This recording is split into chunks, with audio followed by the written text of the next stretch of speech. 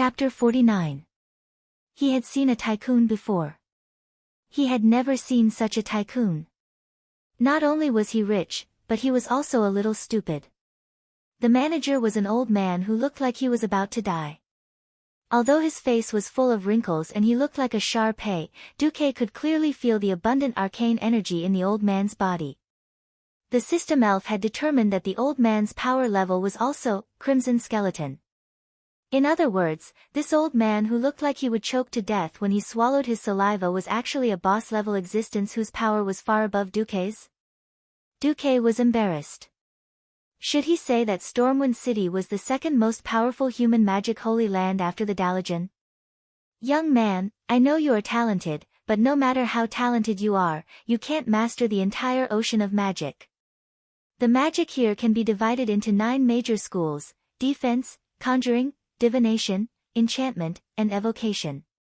Take the evocation school that you are most familiar with. Evocation is the shaping of energy.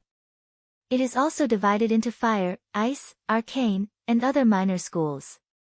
I know that. You know that there are so many schools, but you still want to learn all of them? Do you know that even if you can learn all the level 2 spells that an earth mage can learn, learning so many spells will at least make your beard grow an inch longer? It's not that exaggerated. Duque looked like he didn't care about level 2 spells at all. He kept saying that magic was actually easy to learn, and even bragged that he was a 9th grade talent genius. In fact, it was to hide the fact that he had the system to learn magic in an instant. As he spoke, to prove that he was not lying, Duque even drew a level 2 spell, Ice Armor, and demonstrated it to the old man. Instantly connecting to the ice elemental realm, a large amount of cold air gathered from the void and condensed on Duque's body. Cold white light gushed out of his arms and quickly covered Duque's arms at a speed visible to the naked eye. Not only his arms, but his legs and body also flashed with a cold white light. The white light flowed and covered Duque's body and limbs. It was almost impossible for an ordinary mage to learn a spell formula the moment they came into contact with it. Even if a Breaking Dawn mage were to come into contact with a rank 2 spell that they had never seen before and learn it on the spot, not everyone could do it. It would already be impressive if the other ice armors had the appearance of armor that could protect the mage's vitals. What about Duque? A mere ice armor spell was actually made into something fancy by him. The Monarch Plate Armor Set, it was the Storm City Guard full body armor set, impressively appeared in front of the old man. Layers of orderly pauldrons, bright breastplates, solid waist armor. It was already very good to be able to create these with the ice armor spell. Do you know what Duque created? He had even created a chain armor that was made of small iron rings that interlocked with each other to protect his upper arms. As for the majestic and mighty lion head carvings on his belt and gauntlets, he naturally didn't pull them down. Apart from the lack of color and the fact that it was made of ice, it was the standard equipment of Storm City's soldiers. With one look, the old man no longer had any doubts about Duque's talent and abilities. He was only filled with shock and resentment. Was magic that easy to cultivate? If it was that easy, the Stormwind City Royal Magic Academy wouldn't need to send out a large number of people every year to select apprentices from all over the country. Tens of thousands of youths participated in the test every year, but only a few dozen people were able to be tested for magic aptitude. Most of these people didn't have enough aptitude. Even if they couldn't be nurtured into official mages, it would be good to find some apprentices to help them. That was why they were reluctantly recruited into the Magic Academy. With time, they could become official Earth mages before the age of 40, and then join the mage team as a fighting force. Hence, in the Magic Academy, apprentices in their 40s and 50s were not rare. Thus, Duque's age was considered very young even among apprentices, let alone official mages. When Duque gave up on becoming Mediva's disciple, the old man was still resentful. A good seedling had been destroyed just like that. But how long had it been? A month. In just a month, Duque's strength had risen from a level 1 Earth mage to a level 5 mage. If it were any other mage, such rapid progress would have caused problems with their magic circuits being disrupted, or damaged due to overexertion. But what about Duque? He could clearly feel the elemental power flowing slowly and orderly in Duque's body. The extremely gentle elements hid an unimaginable violence. As long as Duque wanted to, these elements could turn into the fiercest flames or frost at any time and attack Duque's enemies. It had only been a month. Was a month a lot of time? Even if Duque had been accepted as a core disciple by Medivh from the start, he wouldn't have been able to make such terrifying and solid progress in a month. Even the guardian Medivh, who was known as the most talented, had only improved at such a rate.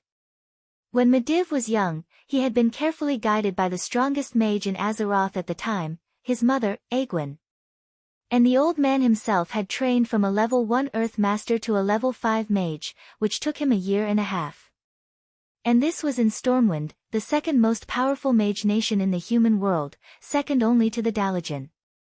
For those roaming mages in small places who couldn't receive orthodox magic education, if they relied on their own research and training, it would be a matter worth celebrating if anyone could make such progress in 5 years.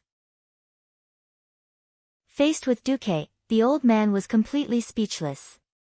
To make such rapid progress in a month and have such a solid foundation, this was not only a shock to him. More importantly, it was a blow to him. Comparisons were odious. Was a level 9 talent really so frightening and amazing?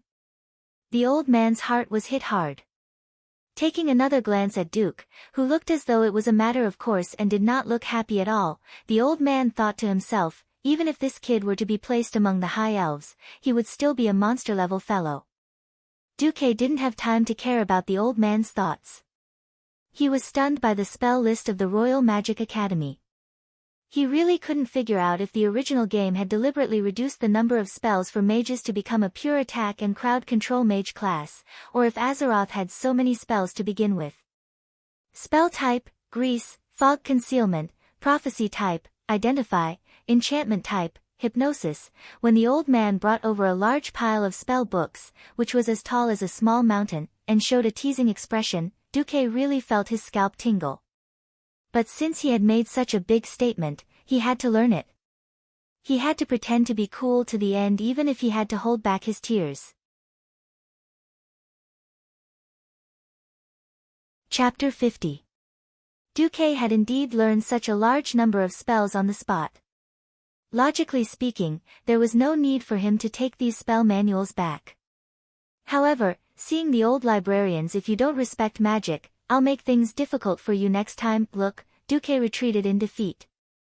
Moreover, Duque discovered something that was rather serious for him, and that was the limits of the system elf. As it turned out, the system elf was a thing of the scientific side. For magic that could be explained by science, the system elf was at the level of a god. For example, ice and fire magic, the system elf could not only help Duque learn spells in an instant, but it could also immediately derive a large number of metamagic abilities, increasing the power of magic in all aspects. Some categories that did not feel scientific, or were in a direction that Duque was unfamiliar with, such as the enchantment spell, Hypnosis, was deemed unable to identify by the system. As for the divination spell, which allowed the user to understand what the other party was saying, but could not read or write, language proficiency, the system's feedback was not in line with the principles of translation, unable to identify. The most special spell, necromancy, was directly told by the system that it could not be used due to the lack of unknown conditions. Duque could only carry a large pile of spell manuals back to the dormitory that the academy had arranged for him, and slowly study them by himself. Basically, he had memorized all the spells. It was not that he could not use them, but it lacked the amazing feeling of mastering them on the first try. Duque knew that he was being too demanding. The old librarian had clearly told him that all kinds of magic casting techniques and metamagic abilities would be passed on to their disciples by mentors, and they would not be able to learn the essence of it outside. At most, they would learn some basic techniques in public lessons given by mentors to the entire academy. If he wanted to learn, that was fine, but it was an equivalent exchange. The problem was that Duque had previously rejected Medivh. Other than Old Man Norton, no mentor would be willing to exchange magic techniques with him. The most important thing was that Duque suddenly realized that the overall standard of magic in the academy was not high. Other than Medivh, there were only 2 Morning Star wizards in the entire academy, and there were no magic books above level 5 in the academy's library. If he wanted to learn more advanced magic, he would either go to the Dalajan, or go to Karazhan. Yes, Medivh's old nest, Karazhan, which was currently under the control of the Burning Legion's boss, Sargeras. As a guardian, as well as the son and successor of the previous guardian, Egwin, Medivh had a private mage tower in Karazhan. The southern part of the Elven Forest was the Twilight Forest, and the southeastern part of the Twilight Forest was the Headwind Path. Karazhan was located in the Headwind Path. That place was equivalent to Medivh's fief, and outsiders were forbidden from entering. If Duque had been willing to be Medivh's disciple, he would have been able to enter.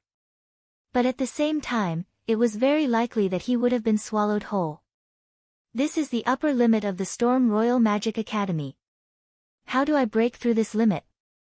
Just as Duque was feeling a little melancholy, there was a knock on the dormitory door. Who? Duque, it's me. Darnielle and Aitana are here too. Come in. Duque, who was buried in the pile of books, stretched out his right hand. The arcane power in the magic circuit flowed gently, and he cast a small magic trick. Transmutation, switch. The lock of the door, which was 10 meters away, was opened by Duque. Click. The door opened. Darnielle and Aitana were a little surprised that Duque, who was supposed to open the door, was sitting so far away. Darnielle stretched his thick neck, as if he wanted to see if there was anyone else behind the door, or if Duque had hired a servant. Darnielle, it's just a switch, Aitana reminded him in a small voice. Darnielle smiled and scratched his head, then strode in. Because Darnielle's body was too big, taking up 2/3 of the aisle, Aitana could only follow behind like a follower. Looking up from the pile of books, Duque found that Darnielle looked relieved. What's wrong?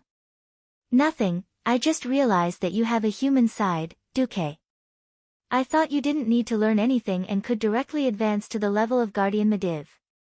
Pfft, it was Aitana who laughed. Duque could only helplessly open his hands. Okay, you've come to me. Is it about Mentor Norton? Both of them nodded at the same time. My mentor just finished his research and informed us that you were back. He asked us to tell you that the notes were translated. Thank you. Duque smiled. He turned to look at their robes and smiled even more brilliantly. Darnielle had the symbol of 2 small books on his chest, and Aitana had 3. This was the symbol of a junior apprentice and an intermediate apprentice in the Royal Magic Academy. The level of an apprentice only reflected their aptitude. Only the number of book symbols reflected the status of an apprentice. Of course, there were those who were stuck at the higher level for a long time. Facing Duque's gaze, Aitana was embarrassed. We can't compare to you. No. Since we came out from the Northshire Abbey together, we should take care of each other. I'll go to Mentor Norton first. We'll have a good chat later. It wasn't just the straightforward Darnielle. Even Aitana could not hide the joy on her face. It couldn't be helped. Duque had been in the limelight recently. First, he killed Hogg, and then opened up the Pearl Sea route all by himself. Even their mentors hinted to them to interact more with Duque. Just like that, they followed Duque to Wizard Norton's private laboratory in the north of the academy. Only Morning Star wizards and above were allowed to build their own wizard tower within the boundaries of the academy. As a sky wizard, Old Man Norton only had a standalone house with its own courtyard as a laboratory. As if sensing Duque's arrival, the door to the courtyard automatically opened to the left and right.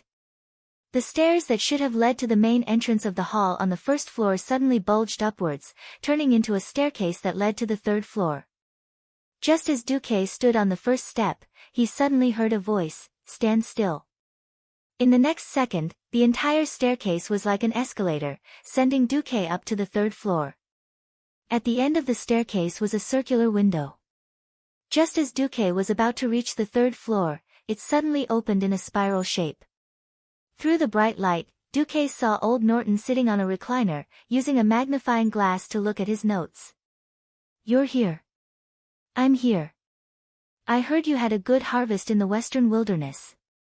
"Mentor Norton, do you need funds for your research?" "I can." Old Norton waved his hand. "I'm old and have lost my motivation. I don't need those things." At this moment, Duque felt a never-before-felt lethargy from the old man. What had happened to the old man? Old Wizard Norton raised his head and looked at Duque. He suddenly laughed. "It's nothing. I just saw my limits and the possibilities you have. Even if I'm not qualified to be your mentor, I still hope that you can accept my inheritance." Chapter 51. Duque was stunned. The breath that he exhaled from his nose and mouth was full of surprise. The old man looked at Duque, his seemingly old and muddy eyes gleaming with wisdom. The furnishings in the room were very simple. Soft beige walls, 2 comfortable armchairs, and a low coffee table. That was everything. It was so simple that it was impossible to find anything else to distract his attention from the other party. After a short moment of surprise, Duque looked at the old mage who gave him a chance and a new start in the world of Azeroth. It was a very complicated look. There was the disappointment of giving up, but there was also the hope of placing his hopes on someone else. In the old man's face, Duque seemed to see the last wish of an old man who was obsessed with magic and struggled for his whole life but did not achieve much. Duque could not bear to reject the hope of this old man who was at the end of his life and finally nodded. "If you agree, I'll call you teacher from now on." Old man Norton felt like he was struck by lightning. His whole body trembled as if his ears were not working well and he was hearing things. His eyes widened in disbelief. What? The arrogant kid who looked down on the world's most powerful mage, Medivh, actually called me teacher? Happiness came so suddenly that the old man could not believe it. Duque, that. I really wanted to be your teacher. But Medivh. That. Actually. The old man was a little incoherent. Duque stepped forward and grabbed old man Norton's hand. "Don't underestimate yourself. If it wasn't for your suggestion at Northshire Abbey, I might have been beaten to death by that fellow Brando. As for my refusal to be Medivh's disciple, it's not just because of ambition. There's a deeper reason. You'll understand my difficulties in the future." The old man's mouth trembled and his eyes became moist. In the end, the old man did not cry. Instead, he let out a long sigh.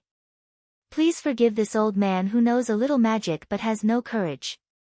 I'm really ashamed to be your teacher. If I want to be your teacher, I should use my body to be your safe haven." At that moment, I didn't stand up.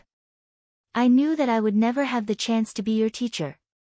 However, I will be honored to be your guide into the Hall of Magic. Seeing that the old man had made up his mind, Duque could only nod. A teacher and a guide were 2 completely different concepts. But that was all they could do. Old Norton immediately put on a stern face. He took out the High Elf Mage Apprentice Handbook, with one hand and a translation that he had written himself. "I've carefully studied this, Beginner's Handbook, for a long time, and I found that for the past 1,000 years, mankind's research in the field of magic has actually taken a detour." "Detour?" "Yes. Traditional magic training was nothing more than teaching talented kids a lot of magic knowledge and letting them communicate with the magic energy in the elemental realm or other alien worlds. Then, they would guide the magic energy into their own bodies through meditation to transform themselves and form magic circuits. After that, they would train day after day, making the magic circuits thick and strong." At this point, the old man pointed at the elven language on the handbook and suddenly spat. "This is indeed the safest way to train. 1,000 years ago, when humans had no contact with magic, this method was indeed the safest and most secure way to train. But the cunning elves left something up their sleeves." "Left something up their sleeves?" Duque pricked up his ears. "Yes. Left something up their sleeves. Do you know why high elves are naturally better at magic than humans? Duque frowned. Race's innate talent. Of course this is one of the reasons, but there's another reason, the sun well. Duque immediately realized something. You mean, yes. Actually, for a good seedling with a strong physique, the foundation of magic can be built up quickly. No, even an acolyte with an average physique can easily rise to the level of a morning star wizard. The prerequisite is that they need a source of highly concentrated magic to transform their bodies day and night, and it has to be the body of a child whose body is still in its puberty. Duque felt a headache coming on. Where was he going to find a sunwell? That thing was tightly guarded by the high elves, and they would fight anyone who tried to touch it. He did not think that he had the ability to deal with the Sun King in Cuel Salis. At this moment, Old Man Norton patted Duque's shoulder. I'm willing to bet that even the person who gave you this, Apprentice's Handbook, did not realize that he had given you such a shocking treasure trove. Duque added in his heart, it's she, not he. The first 49 pages are essentially no different from the human wizard apprentice training manuals. At most, they're more refined. But the last page. The old man flipped to the last page of the handbook. Duque did not know Elven, but this did not stop him from noticing that the Elven words had suddenly become sloppy. It was completely different from the fair and elegant handwriting at the front, and seemed to be very casual. The old man also flipped open Duque's translation book. Duque realized that the last page had not been translated. Do you know why I didn't translate it? Duque shook his head. Because the Elven language on this page is nonsensical. The old man narrowed his eyes and smiled. It's just like how you created a pearl course out of thin air. I was also suddenly enlightened. This is not a language at all, but a special magic circuit layout. The old man suddenly became excited. Ha! It just so happened that I, an arcana expert, discovered the secret on it. This is a special magic circuit design that can absorb the surrounding arcana energy into the body like a vortex. This. Duque was surprised. And this is a completely different magic circuit cultivation method that is commonly used by the elves. It has a more extensive magic circuit expansion method for the absorption of arcana energy. I don't know why the Sun King hinted to Prince Kale that's to cultivate like this, but this is undoubtedly a help to you. If you cultivate according to this, you can quickly increase and strengthen your magic circuit even without the sun well. As soon as Old Man Norton said this, Duque immediately understood why. According to the history of the game, in the near future, Cuel Salis would fall, and all the remaining high elves would fall into a strong addiction to arcana energy. As the king of the high elves, Sun King Anastrian certainly knew how bad the addiction of the Sunwell was for the elves. So he sent Kale, that's to the Dalajan to study, which was also a disguised way to give Kale, that's more hope and a broader future. However, the Sun King did not expect that his little selfishness, which he thought could not be discovered, would flow into the hands of Aurelia, and then to Duque. Duque suddenly sighed. Aurelia was really his benefactor.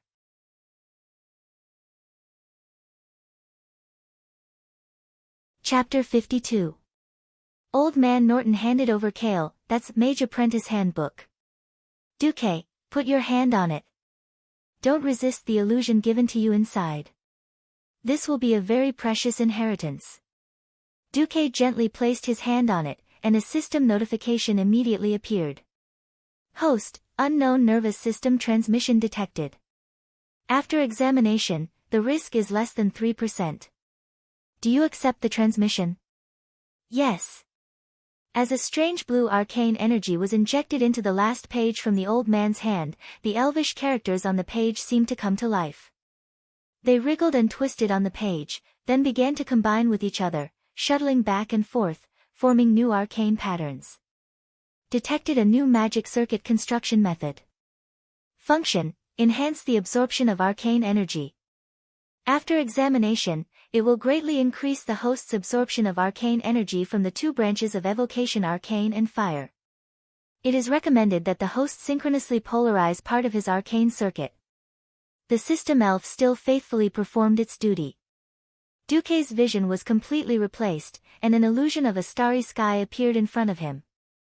Even the existence of Duque seemed to have disappeared. He didn't need to breathe, didn't need to think. It felt as if his entire body had transformed into thousands of thin mental threads. He could clearly feel that his spirit was being stimulated by an inexplicable force. In every thread of his spirit, there was magical power surging wave after wave like the tide.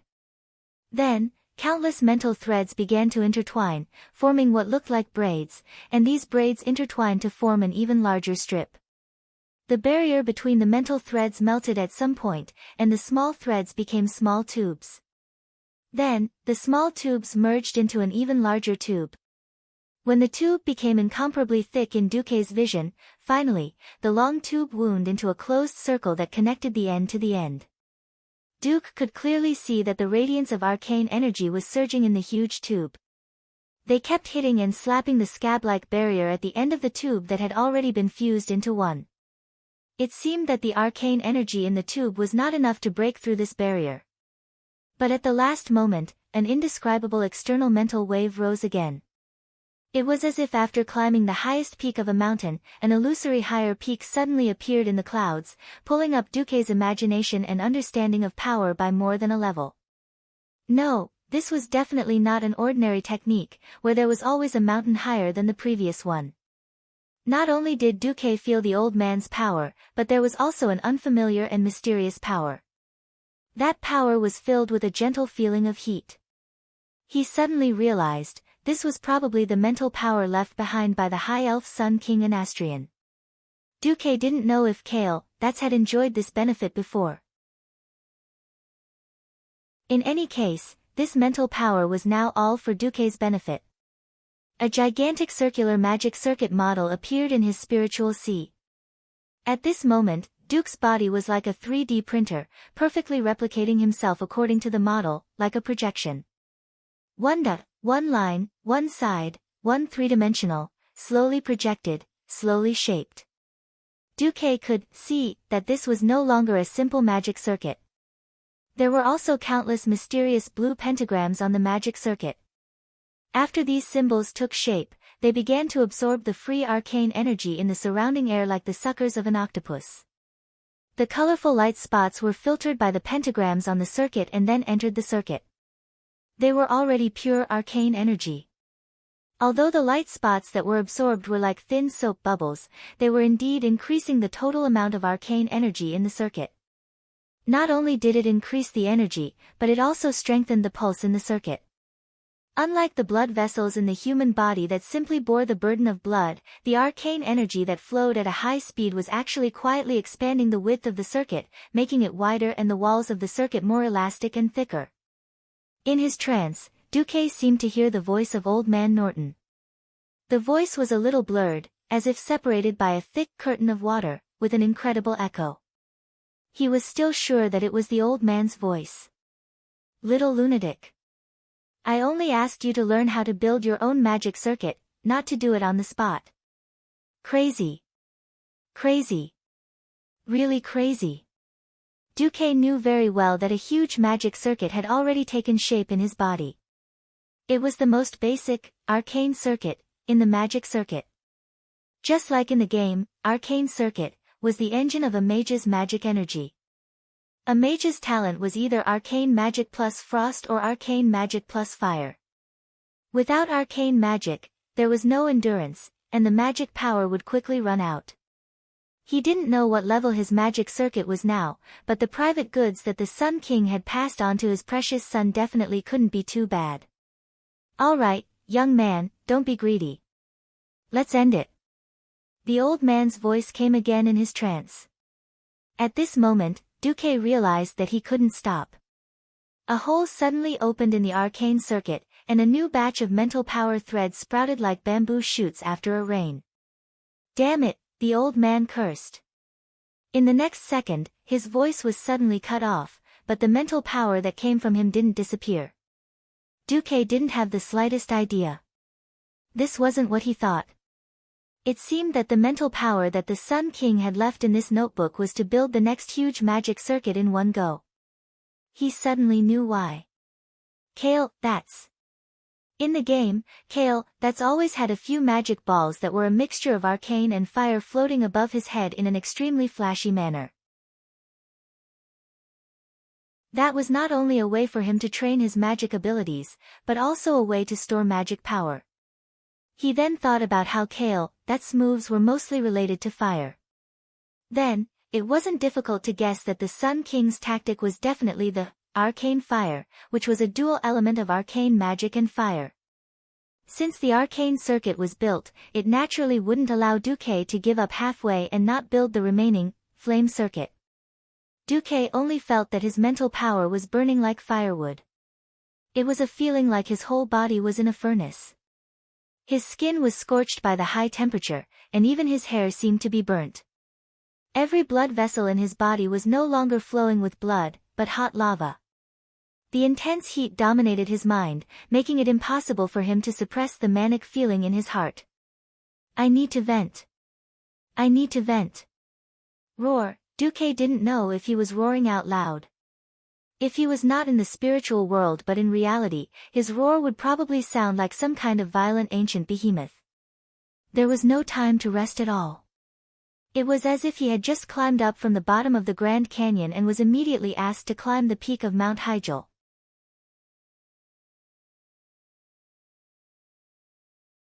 Chapter 53. Building the arcane circuits had consumed most of Duque's energy. Duque wanted to take a break, but he couldn't give it up.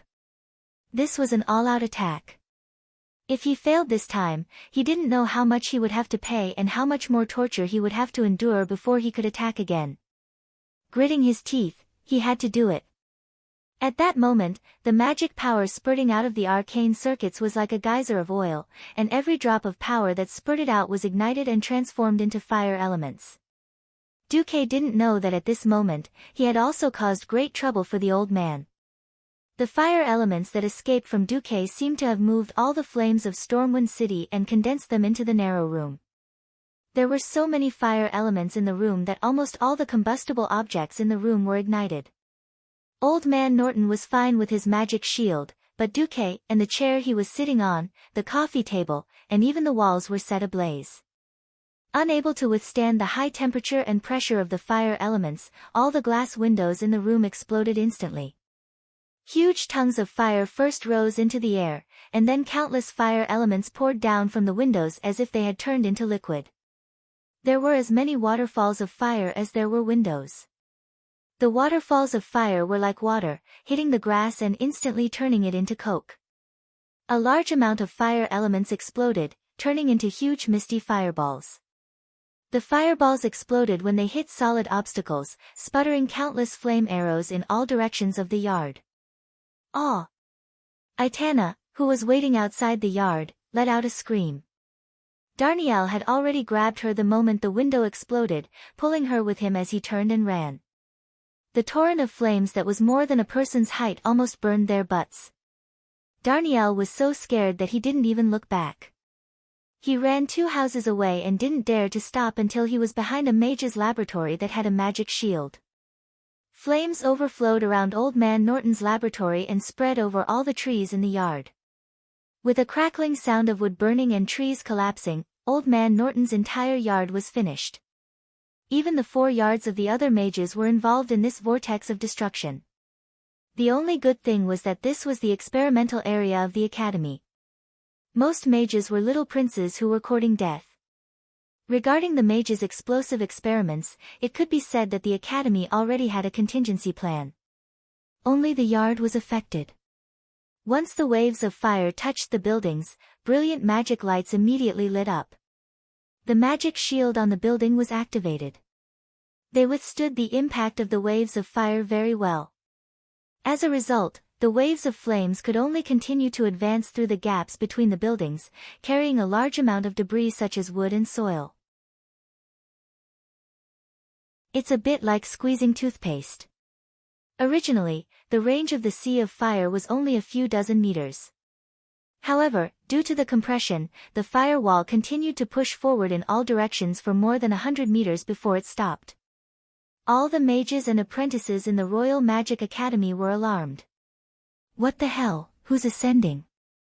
Such exaggerated magic fluctuations. Is it Khadgar? No, it's not him. That's Norton's laboratory. Could it be? While the others were discussing, Darnielle and the others did not know. Still in a state of shock, they looked at the experimental area around them that had completely changed. Their mouths were wide open, but not a single word came out. All the roads and streets were charred black. Black charcoal dust blew everywhere. Half of the stone statues on the main road of the experimental area were smoked black. Did Duque do this? Aitana was still in shock. Probably. Darnielle did not dare to be sure. As the person involved, Duque's great undertaking of shaping the magic circuit was still ongoing. He only felt a loud boom in his mind. It was as if a huge and blazing power had exploded in an area of his mind that had never been touched by his consciousness. Like a mountain exploding, the flame power that despised Duque's mind for being too small opened up a space in Duque's mind. The flames exploded, and the countless exploding fireballs were actually wrapped in a large number of fiery red threads of mental power that represented flames. They shot out from the gap in the arcane circuit. It was like a proud emperor ordering his messengers to ride in circles. Wherever the horse went, it was his territory. It was the same for the thin thread of flame's spiritual power. It was actually trying to make a bigger circle than the arcana circuit. What the hell? This is simply courting death. Duque's face turned green. In his ears, the system elf's warning kept ringing. Warning! Warning, the arcane energy in the host's body is not enough to complete the construction of the flame magic circuit. At this rate, the host's energy will be drained in 3 minutes and 57 seconds. All the mental power in the host's body will be exhausted, and he will die. Not to mention the system elf, even Duque was going crazy with anxiety. Is there any alternative? It was obvious that Duque had been tricked unintentionally. When Kale, was building his own arcane fire magic circuit, his situation was definitely different from Duque's. Even if he did not have the pure magic power of the Sunwell as a backup, as the Sun King's most valued heir, he definitely had other means of supplying magic power. But this was Stormwind City, and Duque did not know if there was a ley line or a source of magic power here.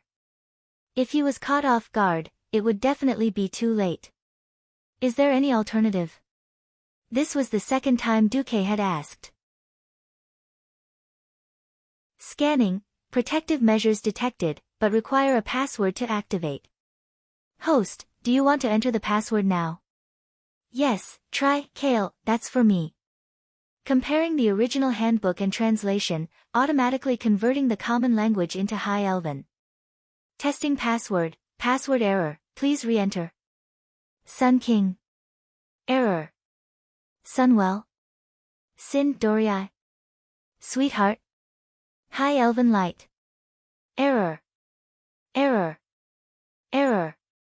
Still an error. Duque was about to go crazy. He was about to be drained dry, and he still had to foolishly test the password here. Sunstrider. Oh. Ashes. Duque tried more than 100 passwords in one go, and the results were all F*King wrong. Isn't there something that automatically inputs a large number of passwords and automatically tests the correctness? Host, you're talking about a simple password with 10 numbers from 0 to 9, A to Z, and all the symbols on the keyboard. The system can try to use high-speed password changing methods to hit this kind of password. But this is a password, and it's impossible to activate the protection program if you can't say the correct password. Yes, it seems that there must be a corresponding tone. F*CK. Do I still have to rely on the Sunwell? With his life hanging by a thread, Duque could not help but curse. F*CK. Do I still have to rely on the Sunwell? Congratulations, host, the password is correct. Duque's face was full of embarrassment.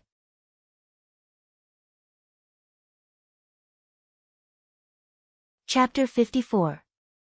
Duque suddenly understood why. For the Sun King, if Kale, who was tall, rich, and handsome, could not create 2 magic circuits of arcane fire in one go despite being so well prepared, it could only mean that Kale, that was useless, or that the idea of not using the sun well to construct a general magic circuit was not feasible. In a rage, it was only natural that the Sun King would say such a command. However, after the protective measures were triggered, Duque felt a headache coming on. Most of the time, flames were not gentle things. The Sun King's arcane fire represented not only brilliance, but also destruction and dominance. Of course, Dooku hoped that with a shake of his body, the tortoise, the tyrannical aura of a king would erupt, and the power of heaven and earth would submit to him. However, the reality was, oh my god, the flame circuit was making a cameo appearance as a robber. If the main body was not enough, he would make up for it by robbing. There was no room for Duque and the system elf to refute at all. The flame circuit turned into the most ruthless robber. Countless tiny flame spiritual lines extended from the circuit and spread in all directions at high speed, rushing towards all places with magic energy. Pfft! Duque almost spat out a mouthful of blood. If he did not rob it, he would die. If he robbed it, he would at most slowly wipe his ass later. Duque gritted his teeth. Either he did not rob it, or he would rob the biggest one. Seeing how fierce the flame circuit was, how could an ordinary source of magic satisfy it? He knew very well that the homes of the little mages around him were like bank counters without much money, so Duque simply instructed it to extend its evil hand to the most valuable treasury in Duque's eyes. Mediva's Mage Tower. That's right, Mediva's real nest was indeed in Karazhan. However, as the court mage of Stormwind, Mediv also had a mage tower in Stormwind City as a foothold. Mediv was evil. Mediv was the boss. Defeat the boss and distribute the equipment. Wasn't that fair and just? Unknowingly, Duque was already a little crazy. He was completely unaware that he was in a state of lacking moral integrity. The side effect of lowering his moral bottom line had already affected him imperceptibly. Trespassing into another mage's mage tower without permission was equivalent to declaring war on that mage. I don't care. Taking the Sun King's magic circuit secret book was already a bad deal. He was still in the midst of cultivation, yet he was attacking Mediva's Magus Tower. Ignore. If Sargeras, the king of demons, really put aside his pride and refused to let Mediv be a good role model of a righteous elder, and refused to forgive Duque magnanimously, then Mediv, whose wizard tower was attacked, had every reason to kill Duque. So what? What does it have to do with me? As if possessed, Duque let the flame circuit attack Mediva's mage tower, which was 50 meters away. However, fate seemed to have played a joke on Duque. Originally, Duque was prepared to snatch it openly.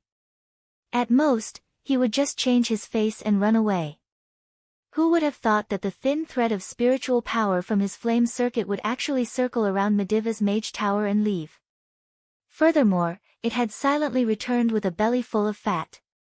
It didn't trigger any of the mage tower's magic seals at all. What was going on? After calming down, Duque's curiosity was about to explode. The system elf said, "Host. After testing, the flame circuit has triggered the resonance of 38 magic jades and 112 magic yellow crystals. These magic gems seem to actively provide energy to the flame circuit without triggering the mage tower's magic protection." Duque was dumbfounded. Damn, that works. Duque knew that magic gem study was a unique subject in the world of Azeroth. Mages liked to store their excess magic power in a series of special gems that could store magic power. This was so that they could absorb the magic power from the gems at critical times and save their lives. This principle was the same as ordinary people storing dry rations in case of emergencies. The magic power stored in the gems would also slowly decay over time. This was a very long process, usually a few months.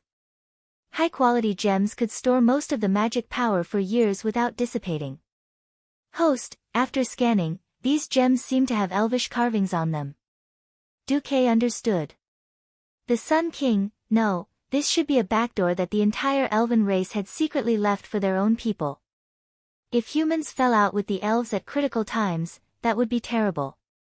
Well, at least now there would be no evidence of him stealing all the magic rations stored in Mediv. Was stealing from an evil super boss counted as stealing? Of course not, this was enjoying the spoils of war. Needless to say, Duque really enjoyed the process of not defeating the boss but being able to share the spoils of war. All right. The proud and violent, flame magic, circuit was full, and it started working. Following the guidance of the mental strength in the flame magic circuit, a new circuit was rapidly forming in Duque's body. Like an iron chain, the two circuits, the flame circuit and the arcane circuit, were intertwined like a ring. The flame circuit was derived from the arcane circuit, but it was also very different from the arcane circuit. The arcane circuit was like the earth that carried all things, firm and thick. On the other hand, the flame circuit was like a house built on the ground. It was a typical superstructure. After the gentle magic power was transferred from the arcane circuit to the flame circuit, the magic power would circulate in the flame circuit at a faster speed than the arcane circuit. In the process, the magic power would be rapidly polarized and become more suitable for use in flame magic. System notification, flame circuit, completed. Congratulations, host, you have officially completed the creation of the arcane fire magic circuit.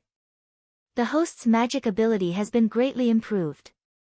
From now on, the host's magic power consumption for using arcane magic is 65% of the theoretical value in the book, and the magic power consumption for flame magic is 80% of the theoretical value. The offensive magic damage of all arcane magic and flame magic will automatically be maximized. After inspection, because the magic power absorbed this time has only reached the minimum value to construct the flame magic circuit, there is still room for great improvement in this circuit. I hope the host will further improve it in the future. Because the host can now automatically absorb the free arcane magic and flame energy within a radius of 30 meters around the host, the simple formula for calculating the magic power is no longer applicable. The host will have to figure out the specific situation on his own. Your current mage level is a level 9 Earth Mage. After reading the notification in one breath, he looked at the two tightly intertwined magic circuits in his spiritual world. Duque found that, as the system notification said, the flame magic circuit was not perfect. Although the two rings were the same size, it was easy to see that in the arcane circuit, arcane energy was abundant. Countless arcane streams of light filled the entire circuit. In the flame circuit, only half of the space had the light of flames flowing through it.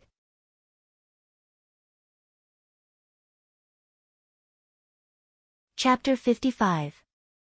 Duque frowned. It seemed that this was all he could do for the time being. Duque didn't have much to complain about. He was lucky enough to complete the foundation even though he was blindly trying to do so. With the arcane fire circuit inherited from the High Elf King, Duque was already luckier than most mages. Duque slowly opened his eyes, and what came into view was old Norton, who was still in shock and hiding in the magic shield, even trembling a little. "You finished building your magic circuit?" the old man asked tentatively. "Yes. I'm afraid I'll have to call the elf Prince Kale, that's senior brother from now on," Duque said playfully. The old man almost fainted from fear. "Please, don't scare me. Learning the inheritance of the elves, no, the Elven King without permission will be very troublesome." "It's okay, the Sun King is very fast." Duque wanted to say that it wouldn't be long before the Sun King died, but he suddenly remembered that the secrets of heaven could not be revealed, so he shut his mouth. "What's wrong with the Sun King?" "Nothing. If this gets out of hand, the person who sent me the letter will take the blame." Duque didn't really want Aurelia to take the blame. He was thinking about how to further modify his magic circuit so that in the future, even if the Sun King stood in front of him, he wouldn't be able to see it. "Yes, where did you go to collect the magic power just now?" Duque looked at the dull magic power gems at the old man's feet and suddenly felt a heartache. The old man had even compensated him for the cost of his coffin in order for him to build the arcane circuit. Not wanting to implicate old Norton, Duque made a shushing gesture. "I went to borrow some from the Mediv." Unexpectedly, the old man cried out strangely, "Impossible. The guardian has been missing since last Wednesday." Without any warning, he was neither in Stormwind nor back to Karazhan. Dooku's heart skipped a beat, and started to beat wildly. Medivh is missing. Dooku, who was familiar with the history of the world of Azeroth, knew what this meant. Medivh's disappearance was a major event for Stormwind and the entire world. While Medivh was missing, Sargeras was no longer satisfied with hiding in the dark and secretly influencing Medivh's decisions. Sargeras began to devour Medivh's soul. When Medivh reappeared in front of the people of Stormwind, he would trigger the most famous event in history, the Dark Portal, and bring the orcs into the world of Azeroth. This was also the beginning of a series of upheavals and apocalyptic crises in the world of Azeroth. At this moment, Dooku finally felt that the seemingly stagnant wheel of history was still moving in an irreversible direction. Dooku couldn't help but be speechless. "Okay, I admit that I took the mana from the mana crystal that Medivh put in the Mage Tower. But I didn't take it. It was the Sun King's backdoor." Dooku told Norton about the backdoor that the Sun King had left with his mental power. The old man was both happy and shocked. He was happy that nothing would happen to him and Dooku this time. He was shocked that the elves were not kind. They actually held back the mana gems that they had given to the humans. Seeing the old man's fear, Dooku comforted the old man. "Don't worry, I have the Pearl Sea route now. At most, I'll go back and buy a batch of mana gems to compensate Medivh." It would be strange if he would compensate. The next time he saw Medivh, that guy would already be the boss of the Burning Legion. He didn't go and kill the boss, but gave the boss a gift. I'd be crazy to do this. Of course, Dooku's move still comforted the old man very well. When Dooku proposed to compensate the old man for the mana crystals, the old man refused. "There's no need. I don't have any children. I've been studying arcane spells for most of my life. It wasn't until recently that I suddenly realized that I was really old that I remembered that I should accept a disciple. Although you're not my disciple in the real sense, I treat you as my last disciple. Aitana might be better. She's expected to become a sky mage. But Darnielle will be lucky if he can become an earth mage in this lifetime." The old man put his hand on Dooku's shoulder. "I'll rely on you to help pass on my research." Dooku's eyes couldn't help but turn red and moist. It was like a father giving birth to a son, and a son giving birth to a grandson. In the world of mages, inheritance was just like that. Many times, for the continuation of knowledge, many things were done without asking for anything in return. You don't have to be surprised. When you're old, you'll think the same. Alright, now that you have a very solid foundation, you can officially learn my arcane techniques from tomorrow onwards. Got it. At this moment, there was a commotion outside the room. It should be the guards and the mages on duty rushing over. "Hey! Abela Norton, you old ghost, are you dead yet? If you're dead, just grunt." A rude shout came from outside the window. "Flit, you're dead, but I'm not dead." Old man Norton roared back in annoyance. "Very good. Then what about that little guy Duke Marcus? After a while, you'll be able to sit on the Sky Mage seat with him." "Oh, damn it. I've lived my life in vain." "Right, where should I send the bill? Here or at Marcus's? We've lost a lot this time. It can't be settled without a few thousand gold coins." At the mention of a few thousand gold coins, old man Norton's head shrank. "Of course it'll be handled by that kid Marcus himself." Dooku was tongue-tied. The gratitude he felt from the old man not needing him to pay for the crystals was gone. "Hey! What happened to the mentor taking care of everything? Give me back my gratitude." Facing Dooku's aggrieved gaze, old man Norton decisively changed the subject. "Right. Your foundation in arcane magic has been built very well. Now it's time to strengthen your understanding of arcane magic. Starting tomorrow, you'll come to me to learn arcane magic techniques. Alright, I'll just treat it as tuition." After this day, the entire academy knew that Duque had advanced to a 9th grade Earth Mage. All the official mages looked at Duque differently. At first, Duque didn't understand. Later, it was the old man who told him that in the world of mages, only those who could truly form a magic circuit and continuously absorb the magic power drifting in the atmosphere would be recognized as true mages. The standard of being able to cast 3 level 1 spells was purely for the convenience of determining the boundary between a mage and an apprentice. In the following days, Duque focused on learning arcane magic techniques from Old Man Norton, which was metamagic abilities. It was different from the kind of special effects that could be obtained by simply adding points in games. In a situation where even the system elf couldn't analyze it, Duque could only be like a real apprentice, constantly using his own senses to perceive. Again and again, he repeated this in constant failure and practice.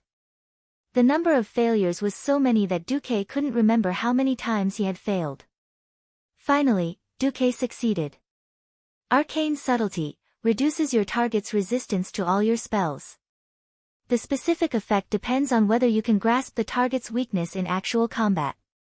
Arcane Focus gives you a 10% chance of entering the energy-saving spellcasting state after casting any kind of damaging spell. The energy-saving spellcasting state can reduce the mana consumed by your next damaging spell by 100%.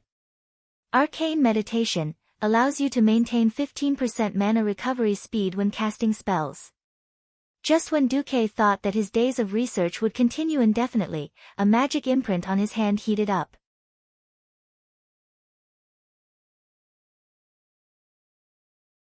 Chapter 56.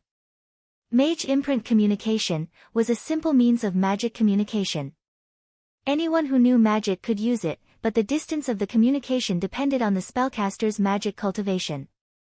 That night, Duque pretended to go to Storm Harbor to inspect the shipbuilding progress, and then came to a stone beach near the harbor. The rugged boulders hid everything well. Even if a ball was hidden here, it would not be easily seen by the naked eye. "Come out," Duque said lightly. "Master." Nagawala stacked her arms on her shoulders and bowed to Duque. "What's the matter?" Wala went straight to the point. "The Grey Scale clan is here. They have already crossed the reef sea opposite Stranglethorn Vale, and tomorrow they will reach the sea opposite Dagger Ridge, the southernmost part of the western wilderness. I have ordered the old blind man, who is entrenched in the southwest of the wilderness and the lighthouse of the western wilderness, to evacuate with his clansmen. It is expected that they will arrive at our new camp when the sun rises the day after tomorrow. At the same level, a Naga could easily deal with 10 murlocs. It was not only a problem of combat power, but also the natural coercion of high-ranking creatures over low-ranking creatures, which would make the murlocs unable to exert 50% of their combat power. Rashly letting the murlocs fight would only be courting death. Duque raised his chin slightly. "You did well." Wala bowed deeply and then said, "There's more. Congratulations on your promotion, Master. As soon as I came near Storm City, I could feel the surging magic from Master in the imprint." Duque was a little stunned, and then smiled. "You won't regret following me. You go back first, I will appear when the time comes." Wala nodded and bowed again, then turned around, swaying her long snake tail, and the green figure disappeared into the waves of the sea. Duque looked at Wala's back meaningfully. This female Naga should have held back. She might have been injured before, causing her strength to decline. Now that she had caught her breath, her strength had recovered a lot. It just so happened that Duque's magic circuit was formed. Duque didn't care about Wala's thoughts. Firstly, his imprint could tell Wala how strong or weak he was. Secondly, as long as Wala couldn't afford the price of betrayal, then she would always be loyal. Turning around, Duque went to look for Makarov. The next morning, before dawn, the fishermen were already preparing to go out to sea to fish. An important guest had arrived at the dock, the Earth Magician, Duke Marcus. Makarov and a dozen mercenaries followed behind Duque. There was a high platform next to the report board at the dock. Usually, it was used to announce important events. Today, Duque's blue and white mage robe was so dazzling that many fishermen didn't even dare to look Duque in the eye. Makarov and his men were all dressed in brand new leather armor, with daggers tied to their waists and legs. It was the typical attire for naval warfare. Duque nodded slightly. Makarov stepped forward and shouted to the fisherman, "Now, the owner of the Pearl Route, a member of the royal family's mages, the Earth magician Duke Marcus has a slightly dangerous business to do." Slightly dangerous? Big business? Looking for us fishermen? The fishermen were a little surprised, but also a little excited. The Pearl Route's cargo ships entered and left the port almost every day under their noses. Those who were hired were all newbies who didn't have a ship, but now those fellows were paid twice the wages of ordinary sailors. Just by sailing the ship for a 2-day round trip, one or two of them had already made a fortune. There were no murlocs, no naga, no sea beasts, and they were earning a salary that the fishermen were extremely envious of. They were often reprimanded by their families for not catching up to the good times and making their first bucket of gold in the Pearl Route. The more peaceful the era, the easier it was to stimulate people's risk-taking genes. Looking at the two mercenaries beside Makarov carrying a large chest of gold coins, the fisherman's eyes were worth it. There was surprise, but also joy. The surprise was that the fisherman's wages were definitely not worth the gold coins. The joy was that this was definitely a big business. Makarov continued to shout with a slightly hoarse voice, "Rest assured, Sir Marcus is not asking you to do some pirate business. Now, a group of Naga is about to attack Sir Marcus's warehouse. Sir Marcus wants you to sink your old fishing boat to a designated place and catch those damned Naga in one fell swoop. In exchange, Sir Marcus will compensate you with a brand new fishing boat of the same size, or directly buy it for 500 gold coins. Every fisherman who takes the risk to sink their boat will be compensated with 2 gold coins. In the case of misfortune, it will be 10 gold coins. Everyone can get gold coins before setting sail." At this time, the bare-chested old man Jackson went on stage. "Sir Marcus has ordered an additional 40 boats from me. The money for the shipbuilding will be paid in advance. You can get any kind of fishing boat you want from me." Old Jackson's words were more convincing than Makarov's. A fisherman was tempted. He asked in a trembling voice, "We only need to sink the old fishing boat to a designated place, then swim away, and we can get a new boat and get the bounty?" "Yes. Sir Marcus will personally take care of those hateful Naga, while our mercenary group will take everyone back to Stormport on the boat in the back." "All right, now Sir Marcus needs 10 fishing boats, who will come?" With a great reward, there were bound to be brave men. On average, a fisherman would get 2 or 3 silver coins for a trip to the sea. Besides, was there no risk in going to the sea? Nowadays, fishermen were accompanied by danger all day long. Even in the coastal waters, there were still huge sharks, fishmen, and a mess of sea monsters. Therefore, let alone 10 gold coins, even if it was 1 gold coin, many people would still be willing. "Me. Mine, mine. I've wanted to replace that broken boat for a long time." Vara did not know what was going on in Storm City. The female Naga leader only knew that she was in big trouble. With Duque's support, she had gathered half of the fishmen clans in the western wilderness as her subordinates. Now, half of the shallow bay was filled with those noisy fishmen, no less than 2,000 of them. At a glance, such an astonishing number was enough to take down a human town. But Vara knew very well that unless Duque was here, these fishmen were a bunch of weaklings who could only fight with the wind. A male Naga with a long scar on the left side of his face, extending from his forehead to the corner of his mouth, and even blind in his left eye, came over with a huge trident with a blade wider than a human body. "High Priest, the latest news has come. This time, Grayscale has nearly 400 Nagas, and has also commanded more than 3,000 fishmen. We say no more."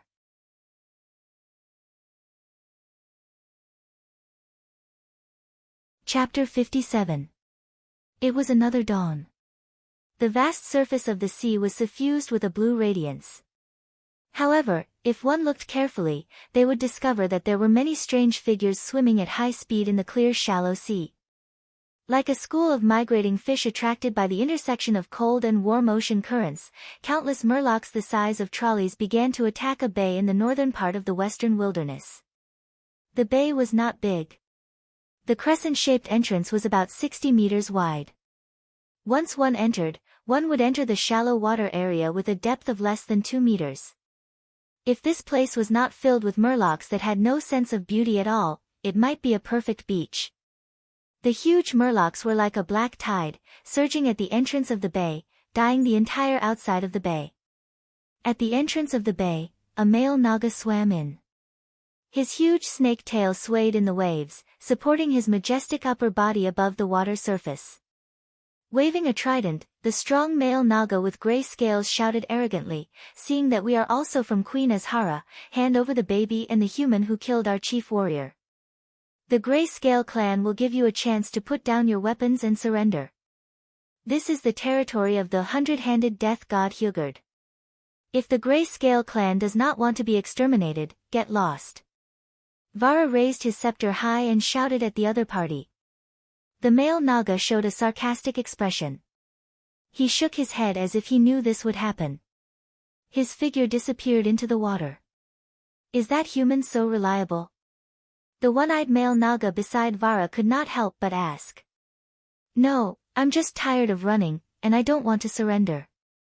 Vara turned his head and looked at his most loyal subordinate with his greenish-brown eyes. He then glanced at the newly built nest. "Gennard, if the battle is not going well, take them and leave. They are our last hope." The male naga called Gennard seemed to be reluctant, but he nodded heavily in the end. "Understood." In the distance, there was a continuous sound of water splashing, like boiling water. The black color outside the bay dyed the mouth of the bay at a speed visible to the naked eye. Then, accompanied by a series of strange squeaks unique to murlocs, the army of murlocs charged to the edge of the beach in the blink of an eye. The surging momentum was like a huge wave hitting the shore. It was very frightening. Unfortunately, the raging waves beating the shore only had momentum. The merfolk's huge wave was shattered by a different kind of shore. "Throw the axe." Over 1,000 simple short axes spun in a wondrous manner from high up on the shore. It was as if a sudden heavy rain had poured down, almost instantly extinguishing the morale of the attacking murlocs that had just been stirred up. Skinning axe. Duque had obtained the blueprint from Hogg. This was the simplest kind of axe. It was made by tying a sharp stone that could be seen everywhere on the beach to a wooden stick with a thick rope. For humans, unless they were primitive people, no one would use such a crude battle axe. But for the slightly retarded murlocs, this was the best throwing weapon. The long-range attacks easily crushed the morale of the attacking fishmen. The group of fellows turned around and fled at a speed even faster than when they came. For a moment, the battle formation was in chaos. Taking advantage of this opportunity, Vara raised his scepter, and all the defending murlocs jumped into the sea one after another, fighting with the murlocs who were trying to escape. If it was a brilliant commander paired with strictly disciplined soldiers, they might be able to use the terrain to repeatedly consume the opposite side's forces, but the murlocs, well, that was the case with their retardation. Anyway, one side had to escape, and the other side had to chase, so at least there would be some results. But as the Gray Scale clan became ruthless and threw a large number of male nagas into the battlefield, the situation developed in a direction that was not favorable to the furious Scale clan. The male nagas had burly bodies comparable to trolls. When they stood up, they were easily more than 2 meters tall. Even on land, without 3 or 5 Stormwind City soldiers, they would not be able to handle them. Where there was water, they were even better at hand-to-hand combat. They waved their huge tridents, as if they were chopping melons and vegetables, easily chopping the murlocs who dared to come forward on the furious Scale clan's side into minced meat. After a few tests, the murlocs only dared to use the skinning axe and the murloc wise's frost arrows for long-range attacks. But the effect was not great. As an aquatic race, the male naga had good ice magic resistance and extremely thick scales. Wrapped around the explosive muscles were fish scales that were comparable to armor. The murlocs' attacks could hardly hurt them at all. At this time, a female naga with gray scales all over her body appeared in the bay. Vara, I'll give you one last chance, kneel under my tail. The naga siren who has the ability to cast spells should not die so easily. I refuse, then you can die. I will find your young females and teach them well. Ha ha ha ha. The Naga clan was a matriarchal clan, and the females who had the ability to cast spells were the masters. The strength of a Naga clan was often not measured by the size of the population, nor by the number of slaves, but by the number of female Naga who had the ability to cast spells. If there were not enough females in their own clan, they would rob other families' female cubs, and then cultivate them into helpers of their own clan. This was the way the Naga clan survived and expanded. Come on. Vara was furious. One of her arms held the scepter, and the other two suddenly pulled out 4 sharp scimitars from the scabbards behind her waist. Those were exquisite weapons that should not have come from the Naga clan. The cold light of the scimitars was reflected in the sparkling light, and the warriors of the Grey Scale clan could not help but be stunned.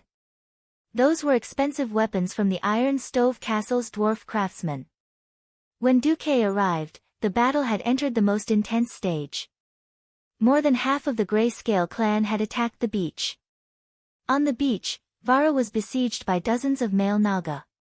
Almost every moment, there were more than 10 tridents slashing at Vara, but Vara took advantage of the small gap between the different movements of the male Naga to fiercely counterattack. Every time when it was about to be hit, Vara's slightly slender upper body, with the support of the coiled snake-like lower body, swayed at high speed like a roly-poly doll, and dodged the fatal attacks in an instant. The scepter kept releasing chilling ice arrows, knocking down the male Naga one by one. The 4 ferocious scimitars released a continuous stream of blade light, chopping off one thick arm after another. Her movements were so fast that she even pulled out a faint afterimage. She was so fierce, but still could not stop the balance of victory from tipping in the Grey Scale clan's favor. Because the opponent's priest had not yet made a move. At this time, a clear male voice suddenly came from the mouth of the bay. I heard that you can farm monsters here.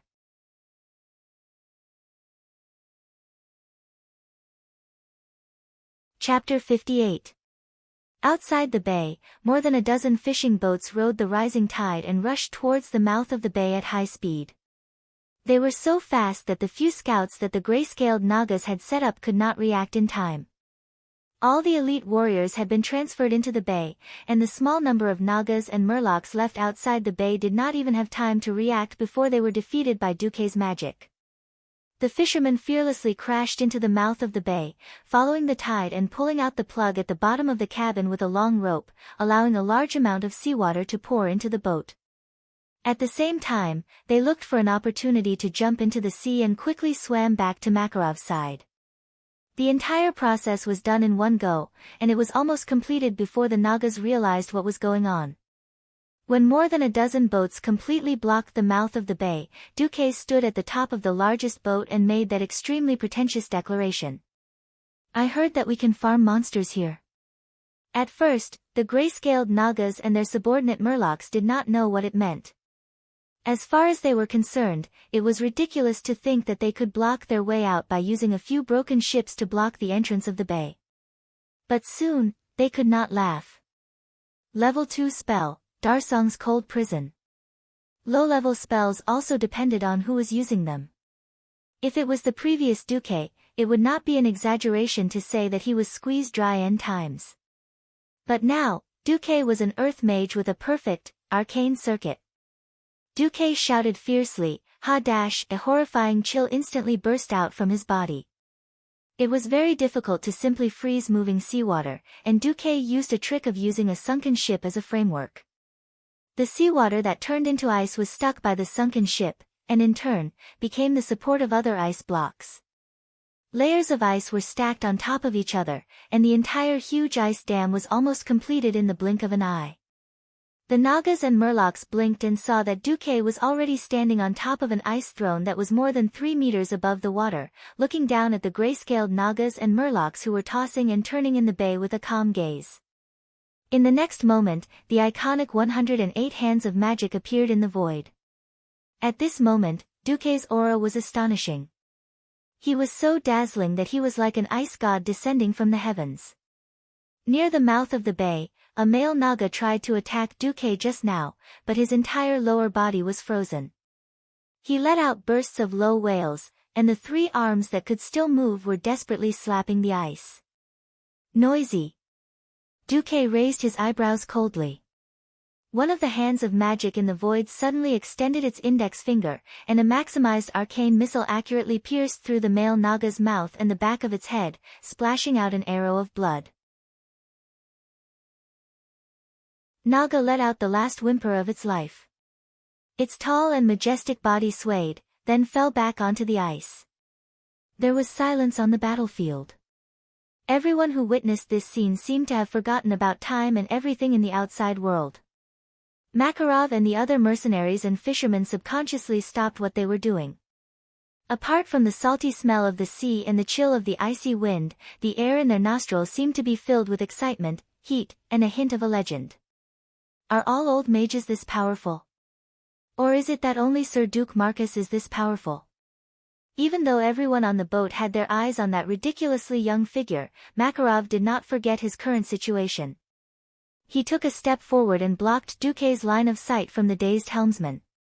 He pulled out his dagger and swung it in the opposite direction. What are you standing there for? Turn around immediately. We'll await your triumphant return. Are you trying to shame your name by losing a fisherman? The subordinates immediately came to their senses and quickly turned the helm, leaving Yang Fan behind. Within the bay, the battle that had paused for a short while began once again. Just like Blind Old Man and Fish Spear, the Murlocs under the gray-scaled Naga's command crumbled the moment they saw Duque's many hands of magic. They cried, screamed, and made all sorts of unintelligible noises. Thousands of Murlocs were thrown into chaos in the middle of the bay. Kaku, in the name of the mighty god of the sea's 100-handed reaper, attack. Blind Old Man and Fish Spear immediately launched a counterattack, cutting down the Naga's Murlocs as if they were vegetables. It's a mess, it's all a mess. Even if the gray-scaled Naga Siren still had the upper hand in terms of high-end combat power, the female gray-scaled Naga Siren priest knew that if Duke subdued all of her Murlocs, the hundreds of Naga Siren would be wiped out. She ordered the strongest male Naga Siren warriors to continue attacking Vara while she personally led her subordinates and charged towards the mouth of the bay. They had to kill Duque and open up a gap. As long as they could get rid of Duque, the Naga Siren's last hope, then everything would be back on track. Duque sneered as he watched the Naga charging towards him. Hey, System Elf, what's the evaluation result of the plan I proposed to you last time to use Hand of Magic to shoot arcane missiles at the same time? With the System Elf, it was equivalent to automatically having the metamagic specialty of multicasting. The only difference was in power. After examining the host's arcane circuit, it is recommended that the host fire no more than 80 arcane missiles at a time. The arcane missiles in the world of Azeroth were slightly different. Because a single arcane missile was less powerful, it was generally fired 3 at the same time in a triangle to ensure lethality. Therefore, one shot was 3. 80 hits? Then I might as well reduce it to 36 hits. A large number of hands of magic unfolded into a pair of wings behind Duque. Duque raised his right hand and waved it down forcefully. As if hearing the command of their commander, the hands of magic in the void turned their wrists at the same time and fired 100 shots at the same time. The arcane energy that was the size of a fist was emitted, and the powerful and destructive energy expanded. The resulting bluish-purple light strongly stimulated the eyes of the Naga. Every 36 hands of magic formed a wave, and the 3 rounds of hands of magic seemed to be firing ceaselessly. Without deliberately aiming, Duque poured the barrage of arcane missiles on the place where the Nagas were most concentrated. The Naga's scales, which were like iron plates, were obviously effective in resisting physical attacks, but they obviously couldn't resist Duke's arcane missiles. The arcane missiles, after being polarized, visually looked like long magic spears, tearing the bodies of the Nagas into pieces. Dozens of heavy and sharp tridents were blasted into smithereens, and over 100 majestic bodies were pierced through. If the blood that was floating in the bay earlier was mostly the blood of the Murlocs, then this huge pool of blood now had a new addition, the blood of the gray-scaled Nagas.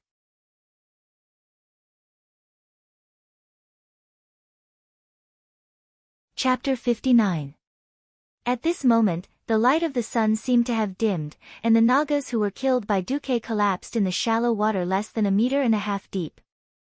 They used their corpses to form a violent psychic wave, dispelling the morale of the Murlocs dominated by the gray-scaled Nagas like a hurricane. Ha ha ha ha ha. That human is the real god of the sea, the gray-scaled Nagas are the fake messenger of the sea, we sharp-toothed Murlocs have rebelled, the betrayal of the Murlocs intensified the already chaotic situation in front of them. When the gray-scaled Naga priest found that she could no longer command any Murlocs, and thousands of Murlocs attacked the gray-scaled Nagas at the same time with their clumsy weapons, even if she was stupid, she knew that the situation was hopeless. Retreat, she wanted to lead her people to escape and go straight back to Stranglethorn Vale. But would Duke let them go? Duke himself did not realize that his black pupils were rippling with cold mockery, and he muttered to himself, useless guy. Slow reaction. You don't even have the qualifications to be my subordinate. Just like playing a turret defense game, Duke only needed to focus on dealing with the most threatening opponent. As for the miscellaneous soldiers, naturally the system elf would help him aim and shoot. There were many Nagas who rushed to the small iceberg at the mouth of the bay, but none could reach Duke. Suddenly, Duke was shot by frost arrows, which came from the attack of 3 gray-scaled Naga females. A faint smile appeared on Duke's face. If he was still injured by these level 1 frost arrows, without the support of metamagic abilities, it would be really embarrassing. He gathered some of his magic, raised his left hand, and an ice wall appeared in the path of the 3 frost arrows that the system calculated would have to pass. The ice arrows hit the ice wall out of thin air, and completely lost the power they should have, and even the cold air became part of the ice wall. It's my turn. Duke suddenly gathered most of his magic. The magic consumption of each arcane missile was not high, but it was different for fire spells. Fire spells had always been a big consumption of magic. Duke could take 80 arcane missiles at the same time, but he could only take 5 flame bursts. Duke's hair seemed to have been ignited from his head to his shoulders. Crimson flames rose more than 1 meter above his head. The fire magic power from the fire elemental realm gathered in front of the hand of magic in the void. Seeing the 5 huge fireballs suspended in the air, the faces of the gray-scaled Naga siren priests turned pale. They screamed and raised their magic shields. Even the most loyal male Naga siren used his huge body to block between Duke and the Naga siren priests, trying to defend their leader with their lives. So what? Under the command of the system elf, purplish-blue arcane missiles descended from the sky, all of them concentrated in one area. In the blink of an eye, the shooting line between Duke and the gray-scaled Naga siren priest was cleared. No! The Naga leader screamed and twisted her snake waist in the shallow water, trying to avoid the attack of Flame Blast. Duke laughed loudly, and a huge fireball smashed down. Hee hee. Watch my 5 fireballs divine sect. The Naga siren priest's speed was not slow. From the time she started to move to the time the fireball hit, she had already moved 4 meters away from her original position. However, Arcane Fire Circuit not only gave Duque abundant arcane and fire magic power, but also gave him more precise magic control ability. The high-speed fireball actually made an unscientific turn in the air, drawing a clear arc in the void. Vara, who was still in the middle of a bloody battle, was dumbfounded. He almost forgot about the battle around him. The gray-scaled Naga Siren priest struggled to swim a few steps, and was hit in the face by a flame blast. The magic shield saved her life, allowing her to escape the fate of being the first to be killed. However, this only extended her life for a little longer. After the first hit, she was marked with a must-hit label. No matter how she struggled, moved, and resisted, she was still hit by the second, third, fourth, and fifth flame blast. The second one charred her whole body. The third one blew up several of her arms. The fourth one blew her waist into 2 pieces. The fifth one was actually already a corpse. Under the gaze of thousands of murlocs and hundreds of nagas, the dignified gray-scaled naga siren leader and clan high priest was killed by Duke's fire magic in the shallow water area. The intense heat even evaporated all the water around the gray-scaled naga siren priest in an instant, forming a temporary hole. After a full second, the seawater filled the hole again. At this time, Duke's fierce and domineering voice echoed throughout the bay. Who else? Come out. Even if Duke used the human language, it did not hinder the murlocs from understanding Duke's meaning. Duke was forcing the next challenger out. Were there any more challengers? The number 1 male Naga Siren warrior of the gray-scaled clan was cut into sashimi by Duke. Their chief priest had also become a roasted fish. For a moment, the whole battlefield was dead silent again. Duke's domineering and fierce eyes swept from left to right, and found that no one dared to look at him. Duke suddenly had the feeling of a max-level mage returning to the novice village to farm monsters. That's good. In the name of the 100-handed death god, I command you, surrender to me, or die. Thousands of murlocs knelt down, calling out, Kakagao, non-stop. The symbol of submission was even translated by the system elf, and Duke didn't bother to read it. The only 2 remaining female Naga Siren priests of the gray-scaled clan put their 6 arms together and bowed. At the same time, all the surviving male Naga Siren also showed their submission. Even if Duke had the idea of taking them in, before he killed the gray-scaled leader, there were still more than 100 gray-scaled male Naga Siren who were shot into meat paste by arcane missiles. Looking at the more than 280 gray-scaled Nagas, Duke suddenly had the idea of killing the gray-scaled Naga Siren leader in seconds. At this time, Vara Ringscale Avis, who was bathed in blood and had no less than 10 wounds, swam over. She also bowed deeply. Congratulations, Master. Duke glanced at her wounds. How are your injuries? Minor injuries, Vara replied faintly. Well, from now on, these gray-scaled Nagas and Murlocs will be under your command. Within a month, I want you to move everything of the gray-scaled Naga here. The clever Vara frowned. Master, why are you in such a hurry? Is something big going to happen? Was the dark portal a big deal? Of course it was. Of course, Duque couldn't tell Vara. It is indeed a big deal, maybe in 2 or 3 years, maybe in a few months, I can't say for sure. However, this is indeed a super big deal that involves the whole world. You just have to prepare for a large-scale naval battle. Vara knew that as an outsider, she couldn't get Duque's complete trust. And Duque's performance of descending from the heavens had deeply shocked her. Now, she had no other thoughts. Although she didn't know who her enemy was, Vara bowed deeply again. As you will.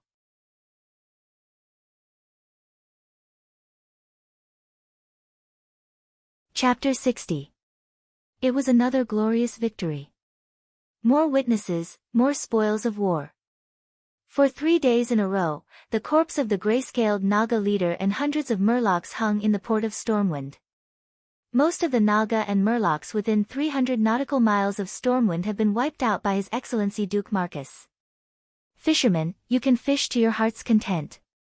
If you join our Hurricane Chamber of Commerce, you will receive better protection and better profits. If you don't have a boat, we can lend it to you first. You only need to sign a 5-year labor contract with our Chamber of Commerce, spend no less than 25 weeks at sea every year, and promise to hand over 30% of the catch to the Chamber of Commerce. A brand new fishing boat is yours, and once the contract expires, the fishing boat will belong to you. As one of Duque's mouthpieces, Makarov had officially become Duque's follower. Now, he often encouraged more fishermen at the docks for Duque, and more young men to join Duque's newly established Hurricane Chamber of Commerce. In fact, Duque used the common method of taxi companies before his transmigration to seduce fishermen or fishermen's descendants who could not find work, and it was really successful. And more varieties of fish and seafood also supported the expansion of Duque's business. Especially in the last month, Duque had formed a whaling fleet. On the big ship, Duque patted a few huge barrels next to him. This is the float. As long as the javelin tied to the rope hits the whale, we don't need to fight this behemoth at all. We just need to stop it from diving, and when it runs out of strength, victory will be ours. Duque's explanation made Windsor, who was standing beside Duque, speechless. Yes, Windsor had returned with the craftsman that Duque needed. Before he even arrived at Stormwind, he had already heard of Duque's reputation in Tiras. A pearl line. In this era where diving was risking your life against murlocs, naga, and sharks, most people could only try their luck picking up pearls from the shells that washed up on the beach. But Duque continuously produced all kinds of seafloor specialties that made nobles crazy.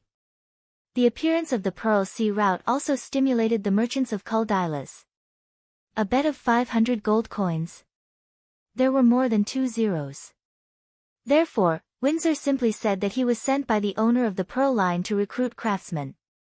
In addition, Duque managed to convince the Stormwind army to lend him a griffin and have Makarov bring 20,000 gold notes to Windsor. In the end, Windsor had not only brought along a huge team of 200 craftsmen, but also cleared out all the inventory in Kultira's shipyards. Unexpectedly, as soon as he returned and saw Windsor's ship, Duque had a new idea, a whaling fleet. The others threw the javelin with their arms, but Duque was even better. He simply stuck the javelin into the whale's tail with hand of magic. The sailors watched in astonishment as the barrels swayed on the surface of the sea, but did not sink. More than an hour later, the exhausted whale floated to the surface of the water. Seeing this scene, the hundreds of sailors on the 3 whaling ships burst into enthusiastic cheers. Windsor and Makarov were dumbfounded. Reggie, do you know what this big guy is for? Reginald Windsor, who was nicknamed Reggie, was still not used to Duque's almost blind trust in him and the way he treated him like an old friend. He wanted to do business, but remembered that he had lost the bet, and he was already Duque's follower. Sighing in his heart, Windsor asked tentatively, "Can it be eaten?" Duque smiled and shook his head. "Most whale meat is not delicious. What I want is inside the whale." Duque would not say it out loud. His goal was the ambergris of the sperm whale. That thing made into a perfume would drive the noble ladies of the entire Azeroth human kingdom crazy. He knew what to do in general, and this would be the key stepping stone for Duque to open the door to wealth and convenience. Duque continued, "Of course, I won't waste such a big piece of meat. Drag it back, and I'll tell you how to make it taste good. By the way, whale fat is also good stuff." Duke already had a complete set of soy sauce brewing methods. This was purely something that Duke accidentally remembered when he was bored and asked Baidu what soy sauce was. He would divide the process into multiple parts, each operated by a different master. In fact, the first batch of finished products was already out, and the results were quite good. A few days later, in the Stormwind Palace, King Lang Rin and the Queen, the young prince and princess, and Anduin Lothar saw the royal chef serving him a dish he had never seen before. "This is..." The king looked up and looked strangely at his royal chef. "This is a new dish that has recently appeared in Stormwind, raw salmon." "Fish? That stinky thing. And how do you eat it raw?" In Azeroth, people still did not know how to avoid the smell of fish. In the minds of most nobles, things like fish were eaten by the lower classes. But the royal chef used the method taught by Duque to show Lang and Anduin how to pour lemon juice on the iced salmon, and how to eat it raw with wasabi and soy sauce. With the mentality of trying it out, Lang and Anduin tried it. It really tastes special. I think I'm starting to like this stuff." Lang gently wiped his mouth. The little prince and the little princess repeatedly said that they wanted an extra portion. At this time, Anduin spoke. Lang, do you remember Duke Marcus who was in the limelight? Of course, the youngest earth mage in our kingdom.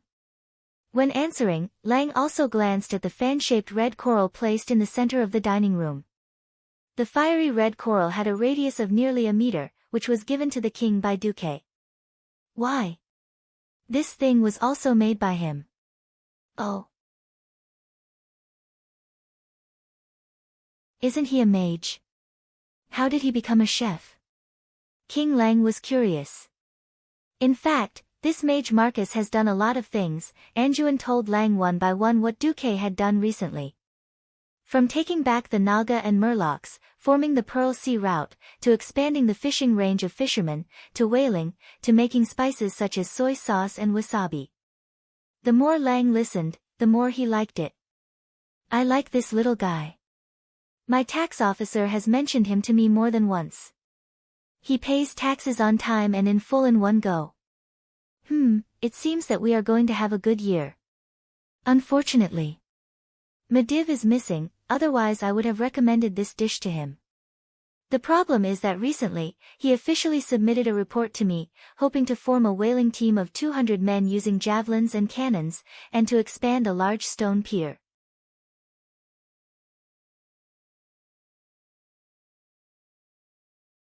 Chapter 61. What does he want to do? Lang frowned. Lang did not know much about maritime affairs. But Lang knew that even the famous Menethil port only used wooden piers. Only the kingdom of Kurtiras, which had the largest navy, had a large number of ships entering and exiting the port every day, abandoned the wooden piers for the sturdier stone piers. Your Majesty, I had the same concerns as you at first. But he proved his loyalty in another way. He proposed to fully fund Stormwind to build a navy of 16 medium-sized ships in the form of a gift to you, Your Majesty. He is only responsible for funding. The ships can be ordered from Kurtiras, the cannons from Iron Stove Castle, and all the personnel will be provided by us. Even the training fees for the personnel will be covered by him. At this point, even though Anduin tried to explain the proposal in a neutral tone, he could not hide the excitement in his voice. The west side of Stormwind City was the sea. Stormwind had a long coastline, but it could not be used effectively for a long time. Building a navy that could defend the coastline of Stormwind was also one of Anduin's wishes. Lang was not a fool. Everything in front of him came too easily. It was too surreal. If Duque tried to build an armed fleet that could beat the navy of Stormwind, Lang would not agree no matter what. He would definitely kill Duque's plan in the cradle. But Duque cleverly shut the mouths of Lang and the nobles. It's a little illegal for me to use a ballista, but if I let you use cannons, you won't be afraid, right? Gunpowder weapons in the world of Azeroth had not yet become popular. Although cannons had a lot of damage, most of them were muzzle-loading cannons. But no matter how outdated cannons seemed, they were not inferior to ballistas in naval battles. Cannons were superior in terms of range and power. Perhaps only the reloading speed of ballistas was slightly faster. After thinking for a while, King Lang cautiously said, "What does this Duque lad want?" "A perfume called Chanel that is about to hit the market will be exclusive rights for 100 years. Anduin Lothar recalled the words of Duque's messenger, Windsor. He also said that Your Majesty will soon know the magic of this perfume. Lang did not answer directly. What else? Anduin Lothar tapped his fingers on the table. He wants to make more money, enough money to build a great mage tower comparable to Karazhan. When King Lang heard this, he smiled. Most of the doubts in his heart were solved. He had heard of Duque's arrogance. He was greater than greatness, surpassing Mediv, who was the guardian of the world. Of course, Lang knew how astronomical the construction costs of a top-notch wizard tower were. It was a terrifying sum that even the entire treasury of Stormwind might not be enough. Now, Duque had talent, not only in magic, but also in business. If that was the goal, then it wouldn't be strange at all. Lang smiled. It shouldn't be a big problem. I'll think about it tonight and give you an answer tomorrow. Okay. Anjuan retreated. Looking at the cluster of beautiful red coral trees, Lang turned and entered the royal study to check the documents. Before he knew it, it was late at night. Lang also felt sleepy. When he returned to the dormitory, he suddenly smelled a very elegant but relaxing scent. It was sweet, tempting, but not stimulating at all. Following the scent, Lang was surprised to find that the source of the scent was actually his lover. The queen was wearing a nightgown and lying on her side on the big bed. "Oh, my queen, you're really special tonight." Lang involuntarily rushed up and hugged the queen's slender waist. He sniffed hard, and Lang suddenly felt a warmth start to burn in his lower abdomen. "This is the new perfume I just got. Do you like it?" The queen smiled sweetly. "Oh, hell, no, it's great." Lang immediately understood what Anjuan meant when he said, "You'll soon know the magic of this perfume," during the meal. That little fellow Duque actually knew how to bribe the queen. Lang was a little jealous. "This thing will turn all men into beasts. Then come and eat me." The queen smiled coquettishly. At this moment, Lang made a decision. That night, the great King Lang had a pleasant night. The next morning, when Anjuan saw the king wearing an unseasonable high-collared shirt, Anjuan immediately understood that His Majesty was trying to hide the mark of passion on his neck. "Damn it! This is the first time I hate how smart you are." The king was a little dumbfounded. "Well, Your Majesty, what's your decision?" "I agree, but there's an additional condition. In exchange for my protection of his business, I need him to take out an additional sum of money to help repair the walls of Stormwind City." "Your Majesty, your shrewdness has illuminated the entire kingdom." Anjuan did not forget to show off his cleverness. "Pfft, I wonder who it is that asks me for money every few days to repair the walls." Lang pretended to be angry. "Ha ha ha ha." The king and his minister laughed heartily in the palace. When the king's counterproposal reached Duque, not only Makarov, but even Windsor showed an indignant expression. "Your Majesty, you've really opened your lion's mouth this time. Your Majesty, you're just a little rich, and yet you want Your Majesty to bear the burden of so many things." Windsor spat harshly. "Reggie, make a trip for me." "Tell him I agree," Duque said calmly. "Yes, I'll help you reject." "Wait, you said you agree?" Even Windsor, the loyal minister of Stormwind City, opened his mouth in shock. "I have as many ways to earn money as I want, but there are some things that can't be made up for once I miss it." Duque did not explain further. From the window of the small house that Anduin gave him, he looked at the buildings of Stormwind City that rose and fell along with the mountains. This was not the first time Duque had been acting mysteriously. Makarov and Windsor, who rarely interacted with mages, thought that all mages were like this. Duque did not want to explain, because no one would believe him even if he did. Stormwind City was destroyed during the first orc invasion, and Duque had always felt that it was a pity. Because of this, there were many tragedies. It was not just this massacre, but also the tragedy of the nobles not paying for the reconstruction when Stormwind City was rebuilt. He did not know if what he was doing could change the fate of Stormwind City. But in order to make up for the regret in his heart, he tried his best to do what he could. He did not want to achieve it, but only to do it. That was why Duque was willing to be blackmailed by Lang. He was not sure if Mediv would be like history. Feeling that time was tight, Duque felt that he had to at least have a certain amount of power and authority before the Dark Portal incident. Without noble status, the only way to truly integrate into the noble circle in the corrupted world of Stormwind City was to marry a noble woman of noble status. But Duque did not have the time to play political games. Similarly, political promises were not reliable.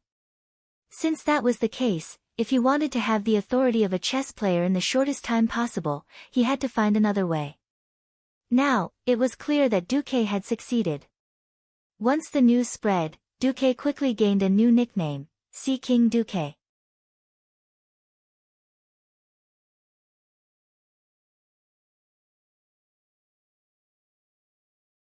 Chapter 62. The sense of crisis in Duque's heart never disappeared. It was hard to describe what kind of situation Medivh was in. When Medivh's mind was in control, he was a kind and wise person. He did his best to protect the few highest human leaders, and he believed that the interests of the kingdom would always be above everything else. For so many years, he guarded the world of Azeroth, and defeated the fierce attacks of invaders time and again. The people saw him as the indestructible guardian of Azeroth. He treated all races equally, without the slightest bit of prejudice. When he heard the legends and customs of a certain race, no matter which race the speaker was from, he would sincerely respect them and show the same strong interest in these legends and cultures from different regions. However, once Sargeras gained the upper hand, Medivh's personality would change drastically. He would become gloomy and unsociable, almost unable to recognize his closest friends, and completely indifferent to strangers. He was secretive, and would often suddenly go on long journeys alone. When there was no one around, the Medivh controlled by Sargeras wouldn't hesitate to use spells to chase away the visitors who disturbed him, or just kill them. But for his plan, the Transcendent Guardian of Azeroth was a very important cover. So in public, he was careful enough not to easily expose Sargeras's true personality. Under Sargeras's influence, Medivh began to secretly study all kinds of evil magic and witchcraft, and built an identical underground tower under Karazhan as a place for him to carry out dark rituals. All of these were things that Duke had no way of knowing. He could only do it in his own domain. He himself was attacking the Sky Wizard. As for his 3 loyal subordinates, they were methodically preparing for war according to his instructions. Makarov almost became Duque's representative to the outside world. He was given a lot of authority to transfer gold coins, and the donations to the Stormwind Navy were almost all decided by Makarov alone. Windsor helped Duque train the sailors, and throwing javelins and operating ballistae became compulsory lessons for the sailors. On the water beside the main channel of Stormport, there were apprentice sailors sitting on small sampans all day long, practicing throwing javelins at target ships filled with straw. According to Duke's standards, one had to be able to hit 80% on a human-shaped target at a distance of 30 meters in order to be hired as an official sailor of the whaling team. As for the ballistae, they had to hit the sampans of target ships from 100 meters away to be considered qualified. This was undoubtedly a demanding requirement for the fishermen's children who had never come into contact with this field. But the high salary attracted them to join Duke's whaling fleet, no matter how hard they tried. Sea King Duque had a good reputation.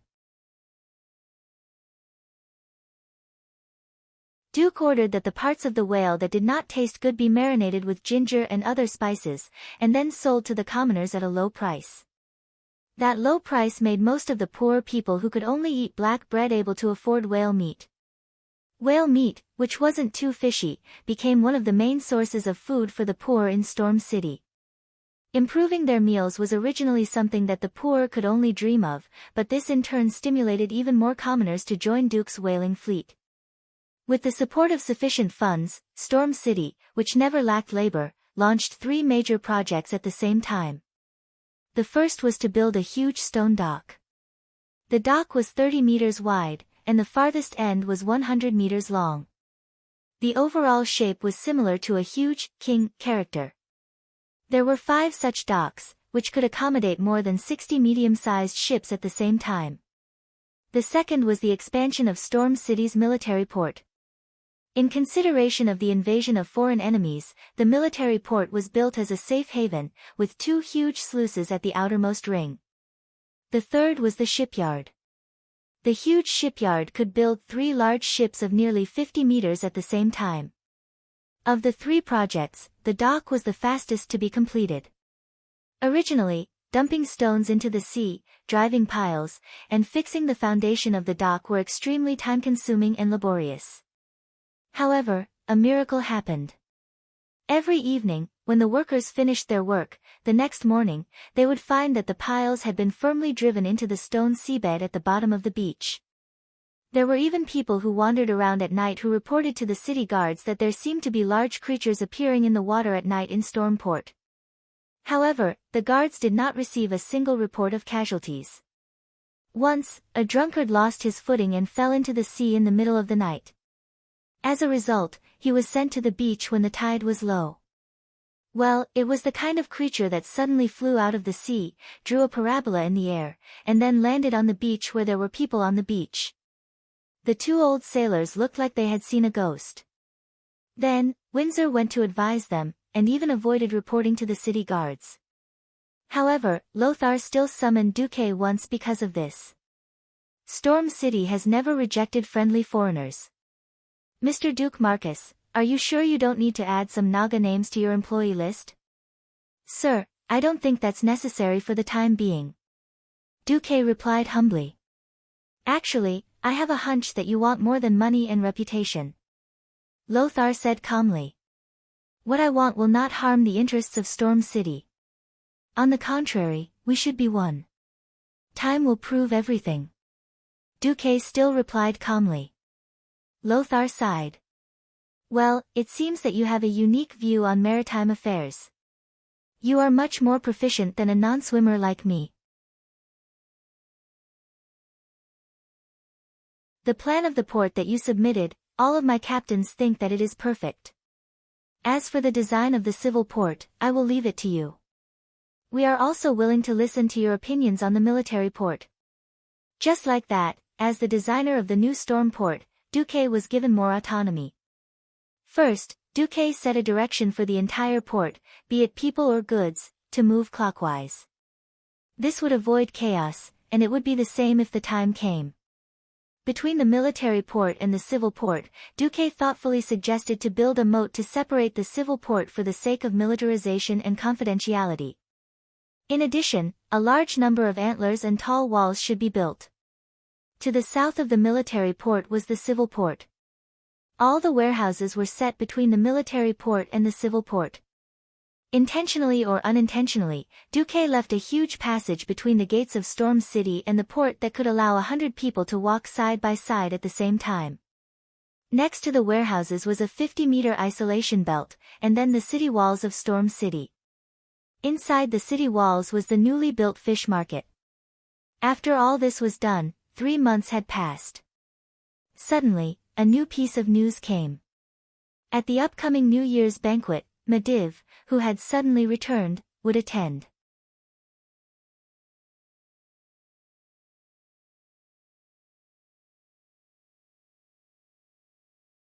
Chapter 63. Mediv is back. For most of the nobles and mages in Stormwind, it was not a rare thing. In fact, not many of them were overly worried. The powerful guardian of Azeroth would not be an issue of safety at all. And it was not the first time that he had disappeared without a word in recent years to travel alone. Hence, when Mediv returned, everyone's reaction was only, "Oh, he's back." Everyone's focus was on Duque. It was very simple. To everyone, Mediv was more like a mortal looking up at a glory that was above the clouds. It was something that could be seen but not reached. In the past year, all the commoners and even the nobles who were not doing well had idolized Duque, who had built everything from scratch. The youngest Earth Mage, a member of the Royal Mages, the king who ruled the western wilderness against the sea, the undisputed owner of the Pearl Sea Route, the inventor of Chanel perfume, there were so many halos on the same young man. It was rumored that King Lang had decided to grant Duque the title of a knight. For Duque, who was born as a commoner, it was definitely a meteoric rise. At least, that was how the nobles saw it. In the past year, Duque had opened up the Pearl Sea Route and provided a large amount of additional taxes for Stormwind. Even though Lang had given Duque a great deal of preferential treatment, the tax of nearly 100,000 gold coins still made Lang's tax officer dizzy. Not only were the walls of Stormwind City being repaired, but even the storm fortress that had not been repaired for many years was also benefiting from it. The stonemasons of the Stonemason Guild were all grateful for Duque's greatness. Originally, Duque did not have the qualifications to attend the New Year's banquet, but Lang and Anduin jointly sent an invitation to Duque. Saturday, 8:00 p.m. Outside the storm fort, carriages slowly approached. The carriages were pulled by tall and strong horses. Just the backs of the horses were almost as tall as a person. Every horse's fur shone with a healthy luster, and almost every horse's fur was combed neatly. Some horses' manes were even arranged into braids. There were all kinds of carriages. Regardless of whether they were extravagant or low-key and exquisite, it was obvious that they had been renovated. Many of the carriages even smelled of freshly swept paint. Each carriage was engraved with their family's emblem. Each emblem represented their history and glory. Under the watchful eyes of the Storm City guards in brand new armor, the well-dressed noble gentlemen and ladies came down from their carriages and walked on the long red carpet. Some entered directly under the guidance of the emissaries, but most of them greeted each other at the entrance of the majestic Storm stronghold. The small circles were obviously abnormal. "Duke Fordragon, I didn't expect you to come so early." A middle-aged man bowed to a young man with reddish-brown hair and a black tuxedo. The other nobles around him were also very respectful towards this young noble. This was because he was the head of the Fordragon family, one of the largest families in Stormwind. He had inherited the title of Duke at a young age, Bolvar Fordragon. His mother, on the other hand, was a very famous noble lady in the upper echelons of the kingdom. Bolvar returned the noble's elegant bow. "Yes, Earl Carton. I heard that we can see the Sea King Duque today, so I came early." Earl Carton couldn't help but feel a little awkward. The Brando family was his vassal, but he quickly changed the topic and talked about something else. Unfortunately, all the big topics in Stormwind recently revolved around one person, Duke Marcus. "I heard that King Rin and Lothar agreed to let Duke Marcus come to the banquet in his own special carriage. I'd like to see what kind of carriage it is." No one knew which noble said this, but the result was that all the nobles couldn't help but look into the distance. Then, they finally saw an unfamiliar carriage. "Oh my God, what is that?" On the canal that traversed the entire inner city of Stormwind, something that was neither a ship nor a carriage floated over. It wasn't a ship because it didn't have a bow or a stern. It wasn't a carriage because it was moving on the river. If one had to say what it looked like, it was more like a palanquin. This was because it was supported by 4 huge male Nagas. On a normal day, such a strange carriage would have been attacked by Stormwind City's guards. But today, no one would attack them. This was because the carriage was also engraved with a coat of arms. It was imprinted with arcane magic, so it couldn't be counterfeited. The outer ring was a purple circle, and in the middle was a spiral lightning symbol that symbolized arcane magic. The rich arcane light showed that the owner of the carriage was sitting in the carriage. This was the coat of arms of the Royal Magic Academy's esteemed old wizard, Norton. Next to this coat of arms was a coat of arms that the nobles had never seen before. The pattern was very simple. It was a blue storm that looked like a tornado. It was carried by 4 majestic Nagas, and at the front sat a coachman wearing the standard Stormwind apprentice knight uniform. This strange carriage followed the canal and arrived in front of Stormwind's stronghold. On the small dock of the stronghold, the Nagas swayed their huge snake tails and proudly carried the carriage to the long red carpet in the stronghold's reception hall. Stormwind City's guards stood on both sides without any special expression. It was obvious that they had been informed early in the morning. Some people recognized that the coachman was the slightly famous knight candidate, Reginald Windsor. The carriage was put down gently. Windsor jumped down nimbly and opened the door. Under the watchful eyes of the nobles, a black-haired young man in a blue-white mage robe with golden edges came down first. Then, he welcomed a tall, middle-aged woman in an elegant cream-colored evening gown with an impeccable posture. She had long blonde hair that was tied up behind her head. Her facial features weren't exquisite, but it gave people a very pleasant and comfortable feeling. She was Elizabeth Jones, whom all the noble ladies in Stormwind City liked to interact with. The second to come down was the old wizard with the staff, Norton. However, the focus of the people's attention was still on Duque. Seeing the 4 majestic Nagas carry the carriage away and stand with Windsor in the line of coachmen, the group of nobles was surprised and a little amused. Then should the huge Naga be the coachman? Or the horse? Duke Balver's lips curled into a strange smile. What an interesting fellow. At this moment, a strong burst of arcane energy suddenly burst out in front of the red carpet. A magic circle with a diameter of 4 meters suddenly appeared. After a brief flash of arcane magic, a figure that everyone was both familiar and unfamiliar with appeared. Guardian of Azeroth, Medivh.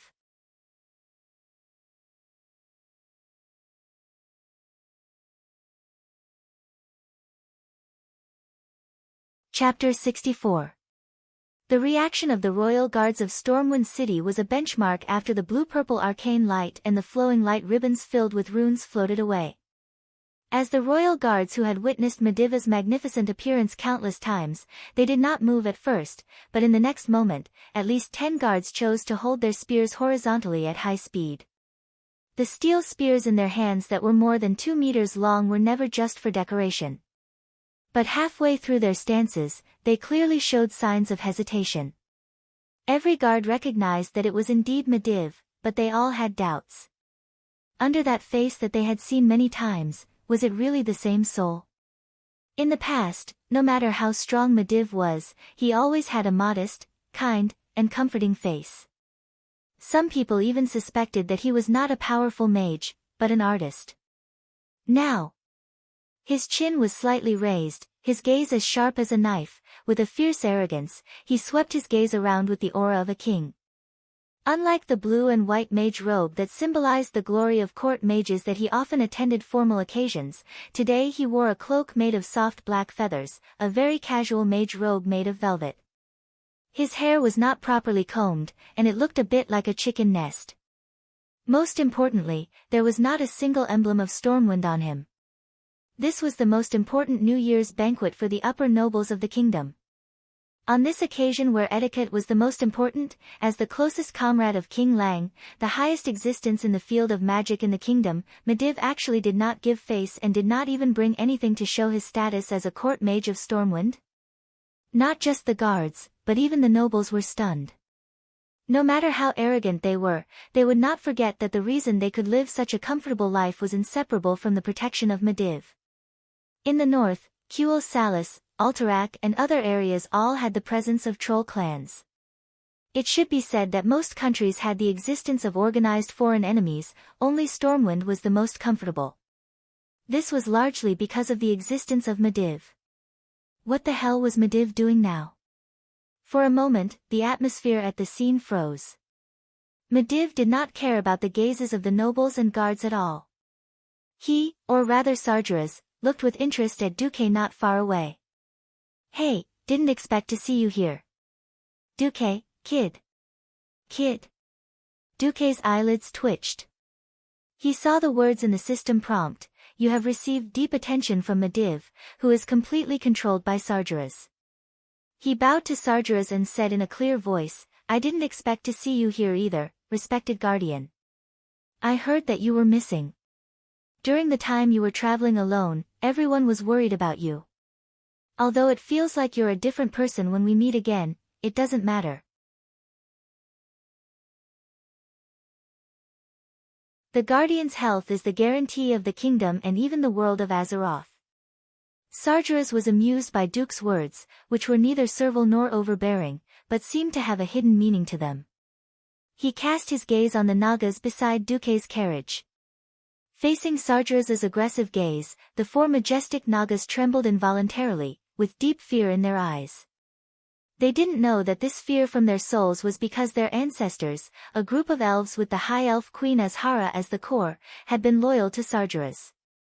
Sargeras didn't care about the Nagas, who were weak and incompetent in his eyes. He smiled and pointed at Duque. Only power is eternal. It's meaningless to rely on these beast-like monsters to fight for the so-called Sea King title. As for the Nagas, I can destroy them all with one finger. Duque's hard work in the past 6 months was belittled, but Duque wasn't angry. He said pointedly, there is nothing on this land that you can't destroy. As soon as this was said, even the nobles gasped. Duque really dared to say that. Was he accusing Medivh, the guardian of the world, of being the most terrifying existence? There were also a few nobles who were gloating. They had had enough of Duque's glory, and had enough of not being able to deal with Duque, who was under the triple protection of Lang, Lothar, and Medivh. This made them see the priceless pearl route, but they couldn't touch it. Now Duque actually had a conflict with Medivh. Good news. Great news. Unexpectedly, Medivh wasn't angry at all. He seemed to be in a good mood because of Duque's words. Ha ha ha. Kid, you'll know one day that only power is eternal. Ha ha ha. Ha ha ha ha. The arrogant laughter was like that of a night owl. It was hair-raising, and the atmosphere at the scene became much colder. At this time, the mighty and majestic Anduin Lothar arrived. He was wearing a blue and white knight's suit. He seemed to have seen Medivh's strange behavior. He still walked over. Out of his sensitivity to evil, he almost subconsciously held the scabbard with his left hand, and pressed his left thumb against the blade. This was a completely unconscious action, but it was noticed by many observant people.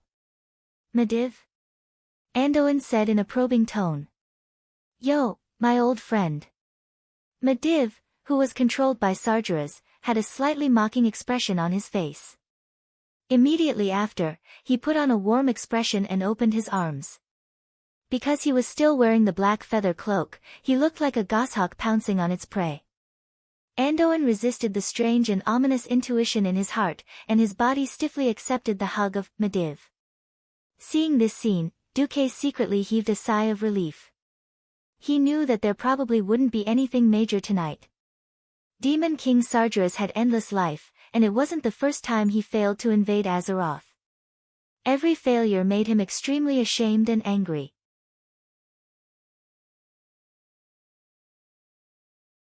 10,000 years of hatred had long been imprinted in the soul of the Demon King. Even if he had already controlled the world's strongest mage, Medivh, and mastered that terrifying magic, Sargeras still felt that it wasn't enough. A simple massacre was no longer enough to fill the anger in his heart. He wanted to play with every existence in this world, make them fall under the conspiracy, and make them beg and worship him in pain and despair. So, today, Sargeras would still be the last Medivh. Not caring about Duque anymore, Sargeras took the strange staff that Medivh was most famous for, Atish Guardian's legendary staff, and walked affectionately with Noxus on the red carpet into the banquet hall. Looking at Atish Guardian's legendary staff, Duque was in a trance, as if he had returned to the years in the game. The Atish in real life was just as ugly as he was now. The entire staff was dark orange, and the head of the staff was like a chicken leg. It was long and slender, and slightly taller than a human.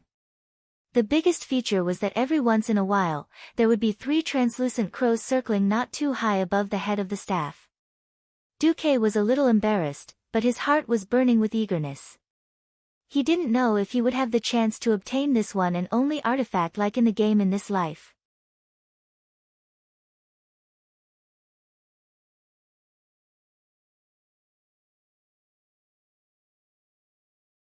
Chapter 65. What was the point of defeating the boss? Fame. Equipment. A sense of achievement. Even though Duque had transmigrated and entered the world of Azeroth, it still could not extinguish his gamer's heart. A divine artifact was no longer just a powerful piece of equipment. It had been sublimated into a kind of spirituality. A seemingly arrogant idea surged uncontrollably into Duque's mind: get rid of the Medivh possessed by Sargeras and snatch Atish. Thinking of the wonderful feeling of the divine artifact magic staff, thinking of the world-shocking magical boost, Duque's heart could not calm down at all. Phew. Duque exhaled a mouthful of turbid air. Beside him, Elizabeth Jones and old wizard Norton, who had been invited along, had expressions of concern on their faces. "Are you all right?" they asked in unison. Duque knew that they were not asking about him, but his relationship with the Medivh. "I'll be fine." Duque's confident tone gave them confidence. Completely ignoring the gloating looks of some of the nobles, Duque strode into the banquet hall with Norton and Jones under the guidance of a waiter. After today, there would most likely be various interpretations of this in the noble circle. Duque had no interest in those political games. Towards this group of unlucky fellows, Duque almost ignored them. He only silently let the system elf record their various information.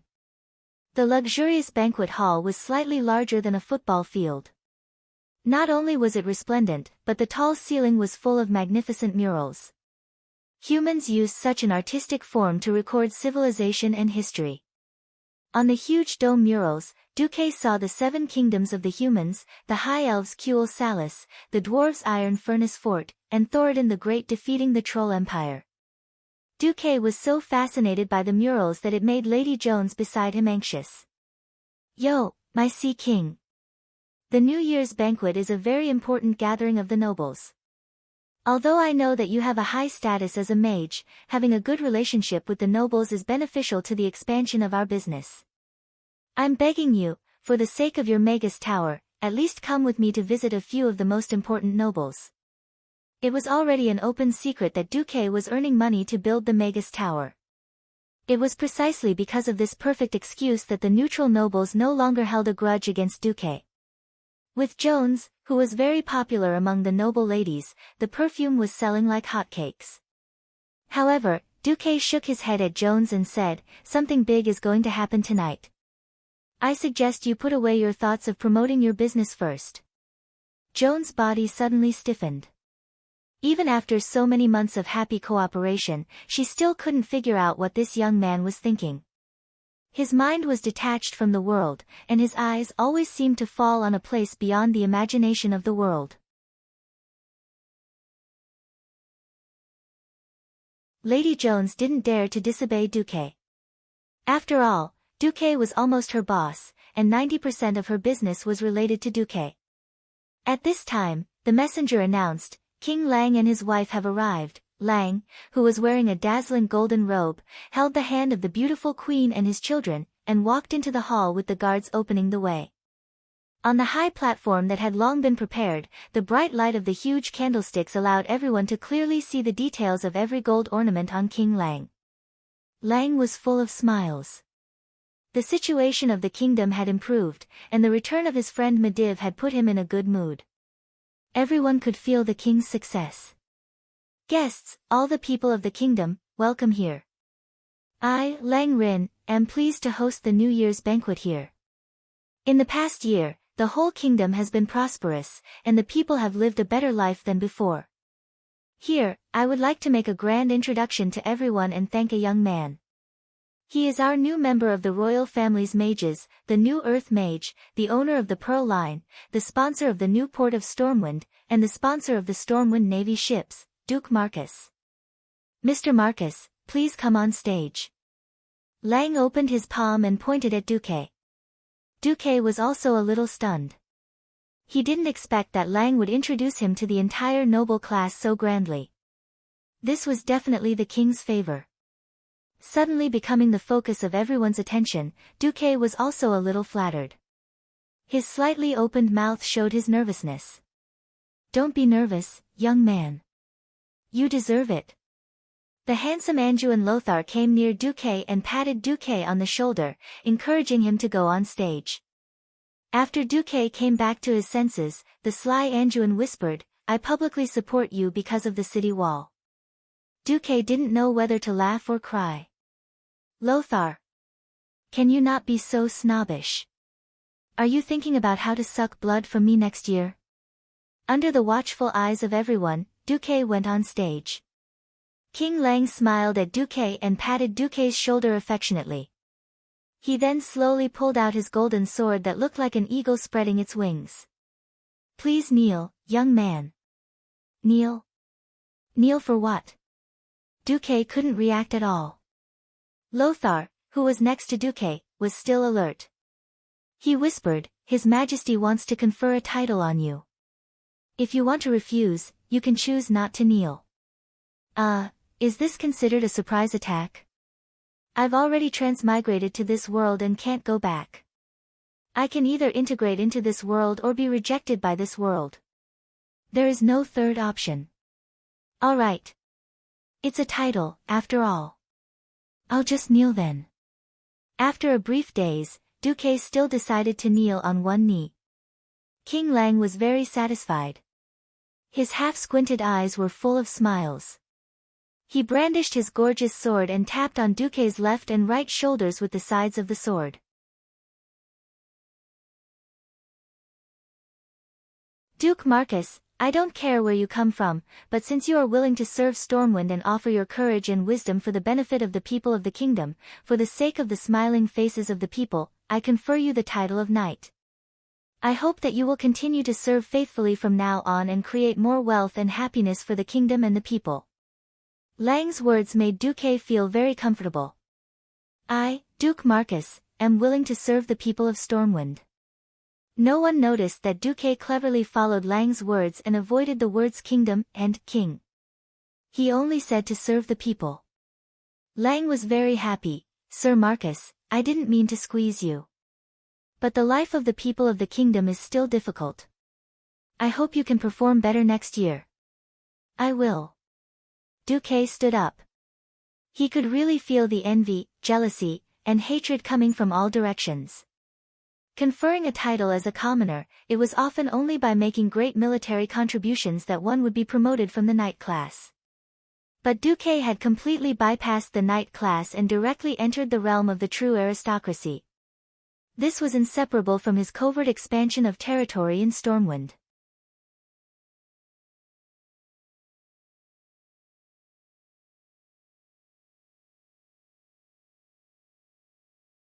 Chapter 66.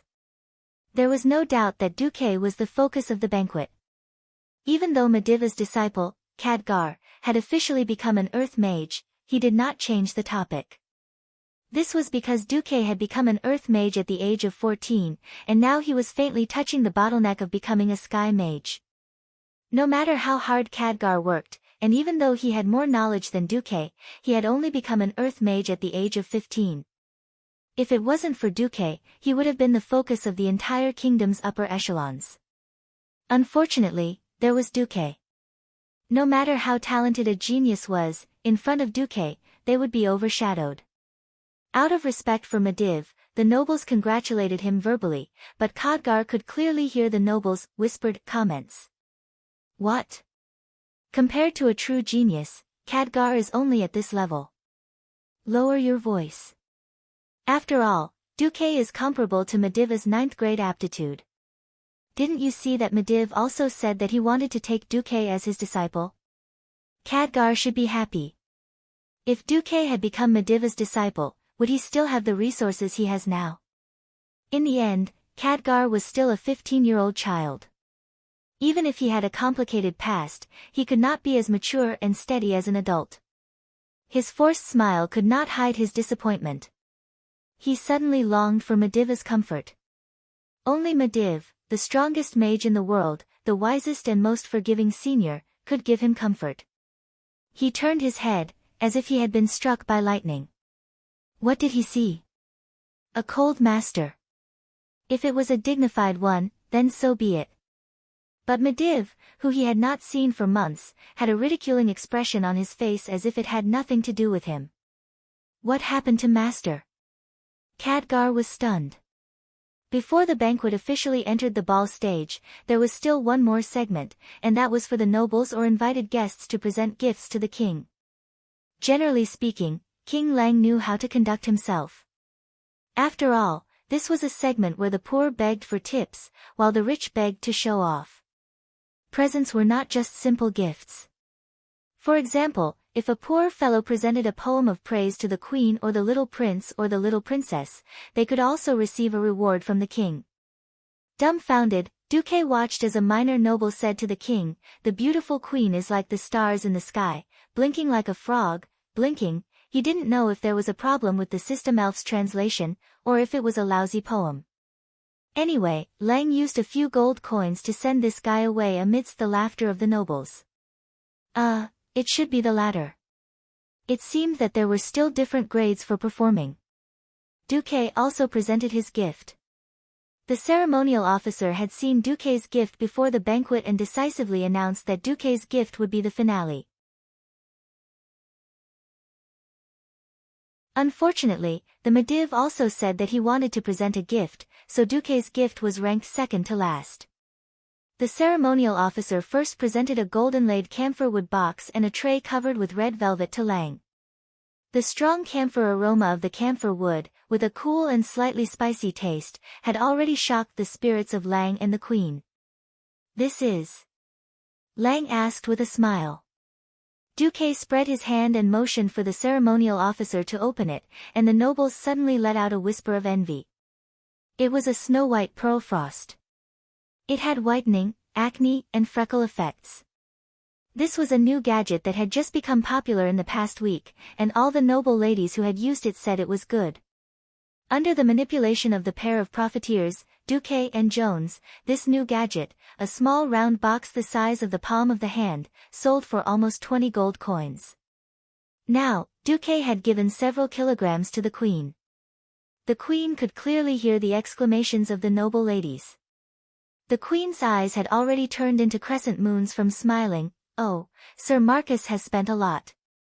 For the queen's beauty, everything is worth it." Duque gave a deep bow. It was really a lot of money. He didn't even know if he had spent a few of Duke's copper coins. Perhaps it was because he had lost his moral integrity and had not replied, but Duque also felt that he had become a profiteer. Pearl frost was said to be made from the most precious pearl powder. But would Duque, who had been misled by profiteers, use so much pearl powder when he went to CX Island before transmigrating? Don't even think about it. The composition of the pearl powder was the same as the composition of the layer of pearl membrane on the clam shell. The so-called pearl powder was scraped off the clam shell. In CX Island, those who knew their stuff would not buy pearl powder, because the pearl powder on the market could be bought for 15 gold coins from the fishermen who raised artificial pearls. In the eyes of the Storm King, Queen, and the nobles, that box of pearl frost was priceless. The most expensive thing was actually that box. Of course, Duque would not divulge this secret. As for what was offered to the king, it was a goose-egg-sized spherical pearl with a flawless, warm, and exquisite color. Under the bright candlelight, it exuded a soft halo. It was precisely this natural gentle beauty, as well as this elusive mysterious charm and elegant temperament, that reminded people of the extreme gentleness of a woman. Seeing this big pearl, every aristocrat revealed a look of yearning and envy. Such a beautiful pearl, even if it was presented to the kings of the 7 kingdoms, it would still give them a lot of face. Lang was also stunned, his face full of excitement. This fellow Duque was really thoughtful. Such a gorgeous pearl was enough to be inlaid on the crown. "Dear subject, you have spent a lot of money. I just happened to pick it up. Only you, your majesty, are worthy of such a gorgeous pearl." Duque bowed deeply and let his face the floor. It was not that Duque was so polite, but rather that he was afraid that he would not be able to control himself and laugh. Before transmigrating, who didn't know that the bigger and more beautiful a pearl was, the more fake it was? Pearls were formed when a mussel opened its shell to absorb sand and other foreign substances. The foreign substances stimulated the mussel shell to secrete nacreous substance. Wasn't it easy to make a pearl round? Just get a larger glass bead inside, and the rest of the mussel shell would be done by itself. Now, Duque had a few giant mussels that were more than 2 meters long in the western wilderness. Duque had already asked Vara to make a hole in the shell to lock the mussels. As long as Duque wanted, Duque could even make a pearl the size of a human head. Speaking of which, Duque was so good at conducting himself purely because Duque wanted to make things difficult for Medivh, who was controlled by Sargeras. Duque had already vaguely guessed what Medivh was going to offer next.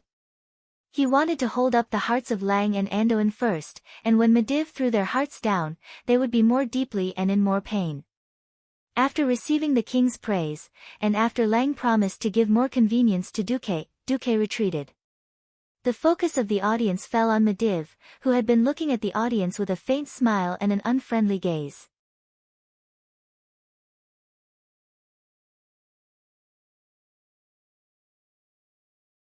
Chapter 67. Lang, who was in a good mood, slapped his thigh on the throne and smiled. "All right, Medivh, my old friend, the guardian of Azeroth. Logically, there shouldn't be any formalities between us. But since you said you wanted to present a gift, then come. I also want to see what you've specially found. There was a cruel smile on Mediva's face, which gave Lang a bad feeling. Not to mention Lang, even Anduin could not help but take a step forward. As childhood friends who had been friends for decades, they should not have such a reaction. But the ominous aura that was so bad that it was almost leaking out made them instinctively reject Mediva's approach. Mediv did not make a move. He opened his hand and suddenly conjured a large hourglass that was as long as his forearm and placed it in the hands of the ceremonial officer. It was a strange transparent hourglass. Inside the light brown birch shell was a glass hourglass. But the sand in the hourglass was shockingly black. Black sand that exuded an ominous and destructive aura. Shah, shah, shah.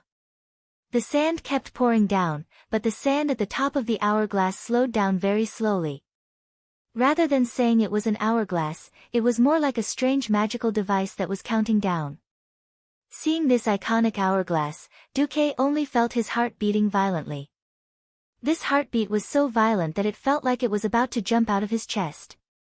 At the same time, his black pupils shrank to the smallest as he stared at the hourglass. Hey! Mediv, from the first time I saw you today, I felt that something was wrong with you. What the hell are you doing? Anduin Lothar walked forward. Unknowingly, he had quietly put on a suit of armor. Although it was also a ceremonial armor, it was still armor. One had to know that he was only wearing a knight's attire before the opening. Now, the future Azeroth lion, Anduin Lothar, was vaguely blocking the path between Mediv and Lang. He held the scabbard in his left hand and was in the posture of drawing his sword at any time. Old friend, if it's a cold joke, isn't it a little too bad? Tonight is the New Year's banquet. Lang spread his hands, as if trying to smooth things over. The Mediv didn't appreciate it at all. His face was full of mockery and ridicule. You will know what this is in the future. With a gentle poke of his slender and thin fingers, the black hourglass was overturned in front of the ceremonial official who was holding the plate with both hands, as well as the gazes of Duque, the king's family, Anduin, and the other nobles. Clatter! The enormous hourglass fell to the ground and turned upside down. Logically speaking, the sand in the hourglass should flow in the opposite direction under the influence of gravity. But no. Defying gravity, the sand flowed from the bottom to the top, still maintaining the same rhythm, grain by grain, handful by handful. Everyone's eyes suddenly froze, and everyone's heart almost forgot to beat. Fear, uneasiness, and deep confusion gripped everyone's heart. The strong negative emotions almost made Lang's chest explode. He pressed his left hand on the pauldron on Anduin's right shoulder, as if he wanted to push Anduin away and ask Mediv face to face. However, Lothar's bulging muscles told Lang that the leader of the Royal Knights had already entered a combat-ready state. King Lang couldn't help but stiffen. Without doing anything to Lang, Mediva's face was filled with endless arrogance and a touch of evil. Without saying another word, Mediv snapped his fingers with his left hand amidst a burst of owl-like laughter. In an instant, his entire body disappeared. He turned into countless black crows that flew all over the sky, making unpleasant cawing sounds, and swaggered away under the shocked gazes of hundreds of nobles. Countless black crow feathers floated in the air. They spread an ominous and gloomy aura to everyone present. Banquet? Can the banquet still go on? Even if the chief protocol officer was extremely tactful and let the band play with cheerful music to slightly dilute the ominous aura.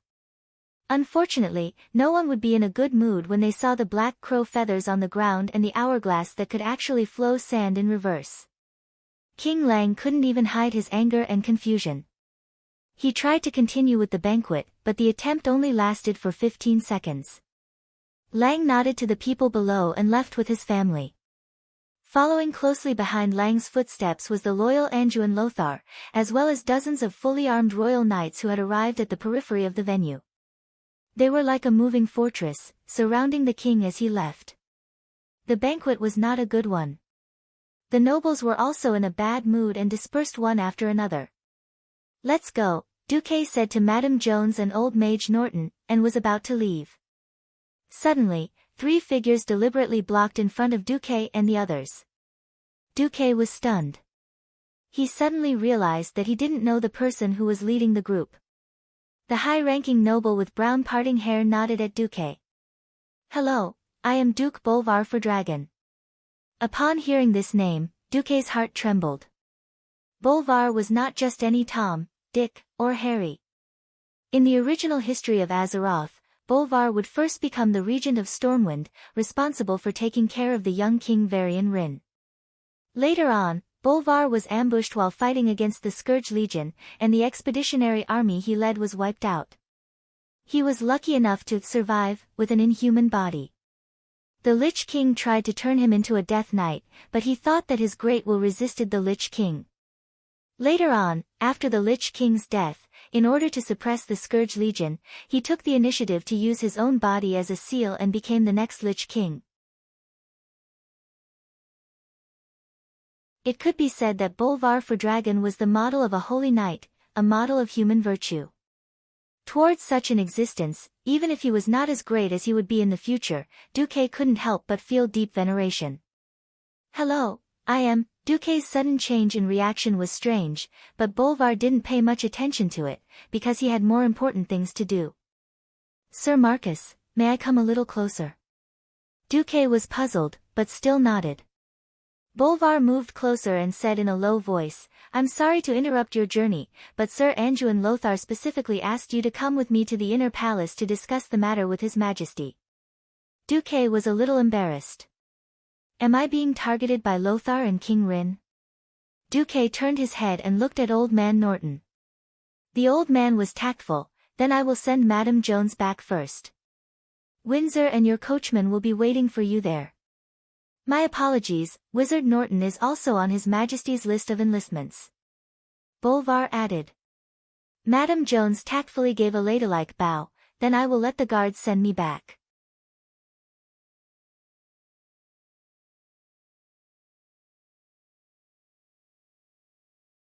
Chapter 68. Walking along the long corridor of the Storm Fortress, Duque and Norton were not in the mood to admire the gorgeous corridor. Even though the murals in the corridor were so exquisite and the gold ornaments so gorgeous, what they noticed was that every guard of the Wang family had changed into a set of armor for the battle. As the guard of honor of the Wang family, every guard had a set of armor that was specially used for ceremonial purposes. The exquisite carvings, the long cloak, and the bright blue tassel on the helmet were all eye-catching, but Lothar, who knew soldiers very well, knew that every restraint on the battlefield was a fine line between life and death. What's more, there were so many of them. This set of armor was extremely simple and unadorned. Not only was it convenient to move around, but even every pattern was hand-painted with paint. It was not the kind that would create a whoosh in the air when it was waved around. Purely for the sake of aesthetics, a robe that could be torn apart easily was worn over the armor. The guards' eyes were filled with vigilance, and they even prepared spare lanterns at their feet. The Storm Fortress was a fortress that was both a palace and a fortress. When they reached the deepest part of the fortress, Duque was shocked to find that in addition to the 16 strong guards of the Wang family standing guard in front of the gate, there were also 2 mages with strong magical waves. Sky Mages. Sky Mages were actually here to guard the gate. One could imagine how much Mediva's move had agitated Lang. Seeing that Bolvar had brought Duque and Norton over, one of the guards took out 2 scrolls. One of the mages gently tapped on the scrolls, and 2 holographic portraits immediately appeared in the air. It was the portrait of Duque and Norton. Under the bright light, 8 guards stared at Duque and Norton with their eyes wide open for a full 5 seconds, and then nodded at the same time to let them pass. Almost at the same time the gate opened. Duque and Anduin heard the argument between Lang and Anduin. Thoradin the Great above, Anduin, are you allergic? We've known Mediv for more than 30 years. Just because we've known him for more than 30 years, we all think he's in danger. Right now, not only the 2 of us, but also all the guards and nobles present were blind and insane. They were all seeing an illusion. Or did something happen to Mediv? Andoan was equally furious as he glared at King Lang. Then all the more reason why we should look for the Mediv and ask him, instead of doubting him like a despicable villain. Lang slammed his fist on the hard long table. Did he respond to your call? Your Majesty. Did he respond to you when you showed him the king's token to summon the guardian in your magic message? In the past, no matter how much he traveled alone, there would always be a magic reply. Andoan's hair and beard fluttered in anger. Like a lion with its paws on the table, he roared at the king mercilessly. At this moment, an old man beside Lang, who was also wearing a court mage's robe, interrupted, "There's no problem with the magic transmission. It's the guardian who refused to respond." Lang was suddenly speechless. He slumped on the throne and rubbed his brows in annoyance. Then, he saw Duque and Norton, who were led into the inner palace by Bolvar. "All right, let's put the news about Mediv aside before we confirm that there's a big problem with him. Now, I know Mage Norton's wisdom. Then, Andoan, can you tell me why even Sir Marcus was invited?" Anduin Lothar seemed to have restrained his temper. He glanced at Duque thoughtfully. Because I realized that the moment the black hourglass appeared, his reaction was the most unique among everyone present. Lang frowned. "All right, let me ask again. Now, apart from Duque, who else here knows what this black hourglass is? Does it symbolize something?" At the table, there were 10 white-haired old men. Some of them were publicly acknowledged as wise men, some were historians, and some were knowledgeable old mages. Then, everyone took another careful look. Even Norton shook his head. In the next moment, all eyes were focused on Duque's face. Duque knew he was in big trouble. That's right, he was the only one who knew the truth. If his deduction was not wrong, this was the hourglass that would become famous in later generations. It was the hourglass that marked the opening of the Dark Portal for the first time and the Orcs' invasion of the Azeroth continent. But, could he say it? Publicly accuse Mediv, the childhood friend of the king and the head of the military, the strongest mage in the world, and the guardian of Azeroth, of having his soul taken over by Sargeras? One step earlier, you're Superman. 100 steps earlier, you're a demon, and you'll be burned at the stake. Before transmigration, was this rare in the Middle Ages? Copernicus proposed the heliocentric theory and was burned to death. If he, Duque, was burned at the stake, who could guarantee that he wouldn't be discovered after his resurrection? Wanted by the 7 kingdoms at the same time? After thinking for a long time, Duque raised his head and said in a low voice, "The moment I saw the hourglass, I saw an illusion." Illusion? What illusion? At this moment, Duque invited the Oscar to possess him.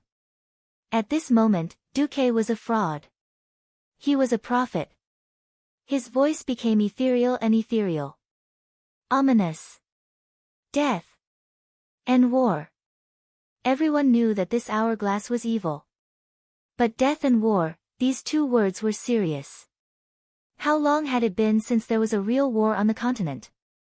In the north, there were conflicts with the trolls every year. Most of them were small conflicts with a few dozen people. Sometimes, a sentry post was smashed or a border station was attacked. But there were no battles with more than 1,000 people.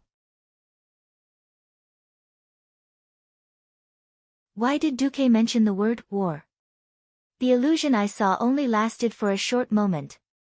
It was a heroic Stormwind soldier being smashed into meat paste by a huge monster with a hammer larger than my body. As soon as Duque finished speaking, an old man mocked, "Are you sure you didn't see your Naga?"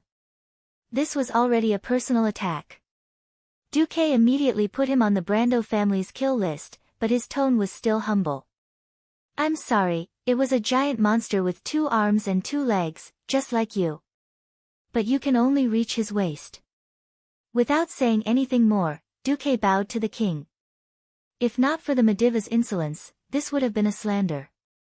Lang looked at Andoan, but Andoan spread out his hands. "Look, I'm not the only one with such a premonition of danger."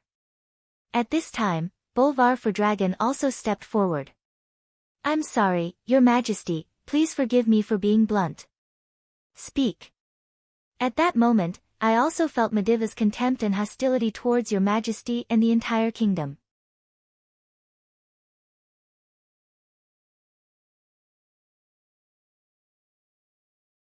Chapter 69. Lang knew Bolvar well. He was a righteous, self-disciplined young man who could be called a model of chivalry. As an important minister of the kingdom, Bolvar's attitude was also very important. Ryan nodded a little dejectedly. Well, if there's no new opinion, then everyone except the cabinet members, please leave first. Our cabinet is having an emergency meeting. Duque and the fellow who was staring at him, and the group of people who were not part of the kingdom's core power left under the escort of the guards. Duque was no longer concerned about the outcome of the discussion between King Lang and his ministers. Walking out of the storm fortress, Duque looked up in the cold night wind and saw a huge statue not far from the storm fortress. It was a statue of the guardian of Azeroth, Mediv. It was built to commemorate the great Mediva's 20 years of guarding Stormwind. Ironically, the guardian of the entire kingdom and the world was now about to become the culprit behind the destruction of the world. As the person who was about to witness this scene, Duque also felt a spicy taste in his mouth. Old Norton came to Duque's side. Just as he was about to say something, Duque said, "Let's go, I still want to continue to ask for advice on how to advance to a Sky Mage." "Duque, aren't you a little too anxious?" Duque shook his head and did not speak. Because the system elf had determined that there were exactly 100 days left before all the sand in the black hourglass was emptied. Perhaps it was because of Duque's transmigration that history had changed greatly, and the incident at the dark portal had been brought forward. Duque did not have much time left. In the depths of the storm fortress behind Duque, the king and his ministers were red in the face, but there was no constructive result. 3 days later, Duque suddenly received a secret summons from the king. In the secret guest room of the storm fortress, there were only 5 people in the room: King Lang, Andoin, Bolvar, and an old mage who was probably the guard. The young Bolvar for Dragon was the first to speak. "Sir Marcus, I would not have told you this, but Lothar insisted on asking your opinion. I hope you will not disappoint us." Duque nodded in understanding. He knew very well that among the big shots of the kingdom, a small mage like him would not have the right to speak. At the end of the day, in their eyes, the overly young Benjamin was just a rookie, a mage who knew how to earn some money. He was not an important figure. The only reason why he was summoned here was because of his prophecy illusion that was like a fraud. Andoin's eyes were still bright, but there were dark circles around his eyes that could not be concealed. King Lang and Bolvar were about the same. They probably hadn't slept well. Andoin placed his hands on the table, and said in a low voice, "Things are developing in the worst direction." On that night, we sent out a total of 3 waves of messengers. The first wave was 3 messengers carrying the kingdom's flag and riding griffins. Then, they were struck by lightning with their griffins, and their charred corpses were found in front of Karazhan by the second wave of messengers.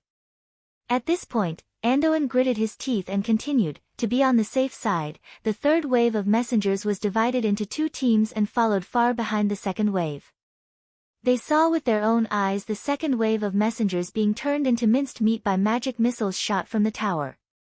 At that time, the messengers shouted as they marched, and at the same time, they held up the king's token to summon the guardian.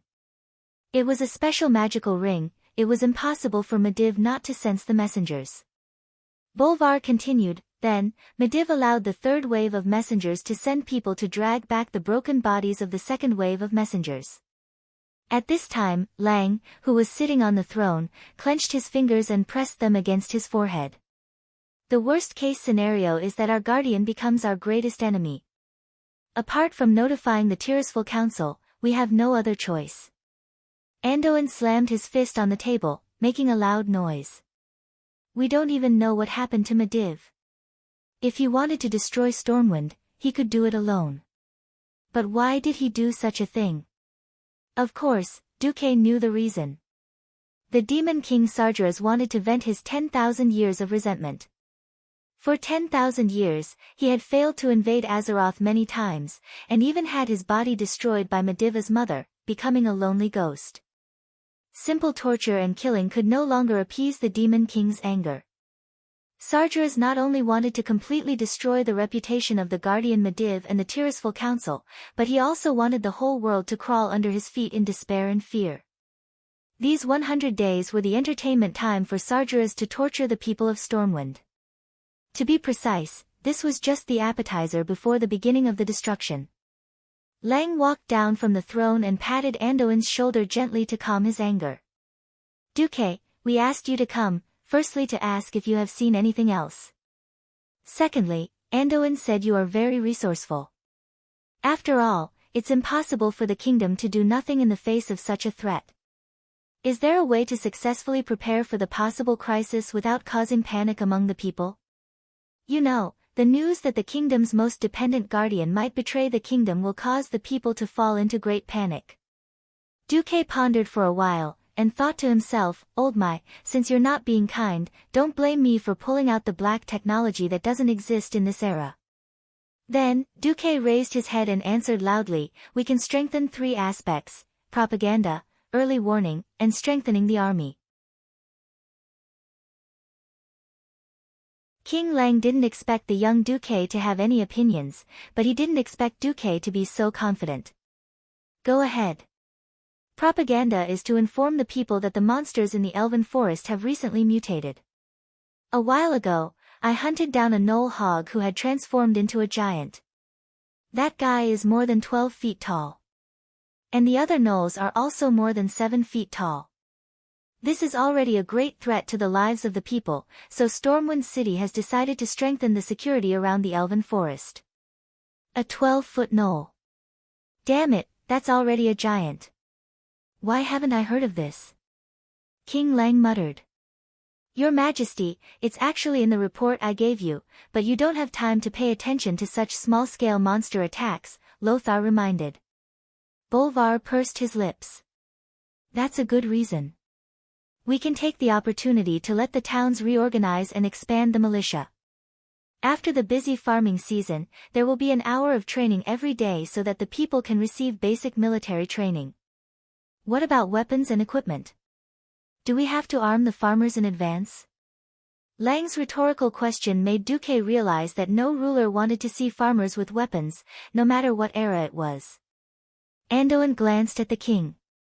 "We can transport some of the weapons to important towns and send trusted officers to guard them."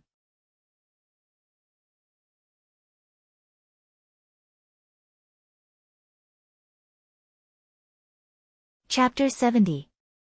Seeing that the 3 of them had finished arguing, Duque continued, "The second is warning. Towns that have the conditions have to build beacon towers on high ground. Those that don't can use signal guns." "Signal gun?" Anduin frowned in confusion.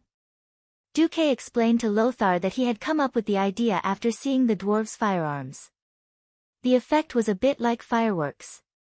But by stuffing a sealed gunpowder pack and releasing it into the sky, a colorful signal flare could be shot tens of meters into the sky. "We can agree on a specific code according to the different colors. For example, red represents the attack of monsters, and the number of blue represents the approximate number of monsters." One of the biggest problems in this era was the inconvenience of communication. Magic communication was a luxury, and most of the messages were delivered by messengers on horseback. Only the most urgent messages would be sent by griffin knights. But it was impossible to have griffins in every town, and no matter how fast they were, could they be faster than the light source of the signal flare?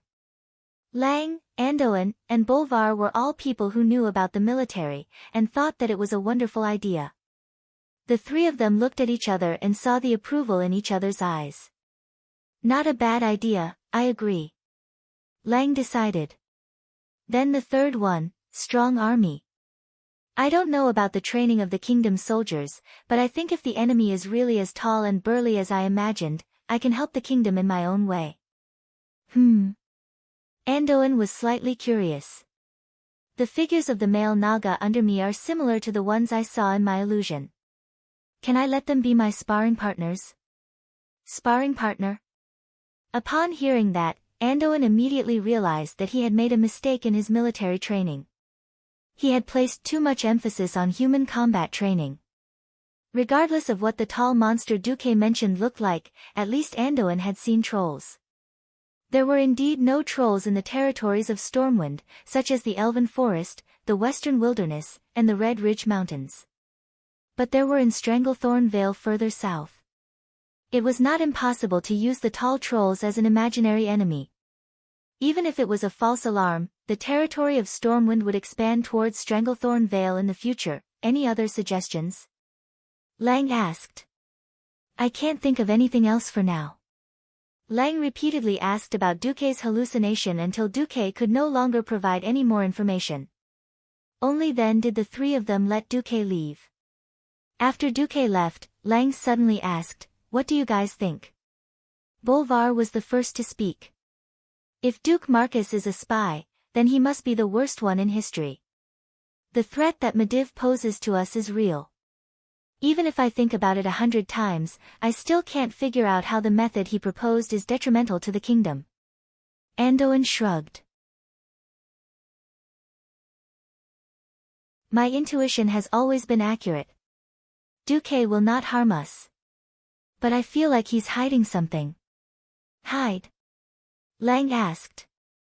Yes, he might have seen more, but for some reason, he refused to speak. Is it an accusation against Medivh? Anduin slumped on the chair, letting the cold metal gauntlet stick to his forehead. If a kid you don't know suddenly came to you and told you that your old friend of decades might betray you, would you believe it? Maybe things haven't reached that stage yet. Lang could only suppress the warning signals from his rationality and let his emotions take over for the time being. The three of them discussed for a long time, and then found the cabinet members. Finally, they unanimously approved Duque's proposal. 3 days later, in the barracks of Stormwind City, the soldiers welcomed a group of special instructors, the Naga. Standing on the high platform of the barracks, Lothar was fully armed. Beside him hung the dried corpse of a tall gnoll. His deep voice spread in all directions. Now, the kingdom is facing a new crisis. These damned monsters have mutated, multiplied, and are threatening the lives of every citizen. In the coming days, you must use your own swords to enter the forest and kill all these damned monsters. Oh! Oh! Oh! At this point, the thousands of recruits below slammed their swords against their shields, and let out a majestic roar. Rookies, in order to prevent you from returning home as soon as you enter the battlefield, we have the honor of inviting Sir Duke Marcus Naga employees to teach you a lesson. As soon as Lothar finished speaking, Duque snapped his fingers, and 10 burly and majestic male Nagas, who were generally taller than the human soldiers by 2 heads, went up the stage with huge wooden hammers and swaying their thick python-like tails. Oh, aren't Nagas evil? In that case, are Nagas considered monsters that must be killed? Will we be eaten if we lose? The recruits below let out a strange cry. No, if you lose, you will only get your butts kicked by your commanding officer, Lothar replied, causing the soldiers to burst into laughter. There was no need for Lothar to make arrangements for the following matters. Soon, an officer led the Nagas to the various arenas, and then let the strongest soldiers first spar with the Nagas. On the stage, Lothar, who was sitting and watching the situation, quietly tilted his head towards Duque. By the way, don't Nagas wield tridents? At this moment, in Duque's mind, he was thinking about the scene where the Stormwind City soldiers were easily killed by the orcs in the movie before he transmigrated. That was a battle of strength on a completely different level. In front of the orcs, whose arms were thicker than the thighs of humans, the human soldiers were as weak as children. One strong man could defeat 10 men. Usually, when the orcs swung their hammers down, the human soldiers would either have their arms broken, or their heads and hands smashed into their bodies, and they would die immediately. Duque let out a breath of turbid air. I thought you wanted to use the trolls as imaginary enemies. Lothar's face stiffened. He thought that his plan to conquer the trolls' territory in Stranglethorn Vale and open up new territory for Stormwind City had been seen through by Duque. Bang! The next moment, a scream came from the arena closest to Lothar. Ah! My hand! My hand! A strong soldier fell to the ground. He had already lost his sword, and he was clutching his obviously bent arm. Next to him stood a tall male Naga. In the face of the massive number of hostile humans around him, the Naga seemed to be at a loss. Stop! Everyone stop! Anju and Lothar immediately realized that there was a problem. He jumped off the stage and dashed over. At the same time, Duque also followed. The male Naga looked aggrieved. I only used half of my strength. It's okay. Duque patted the Naga's arm lightly. Damn it! You clearly wanted to kill Ladakh. A recruit roared angrily.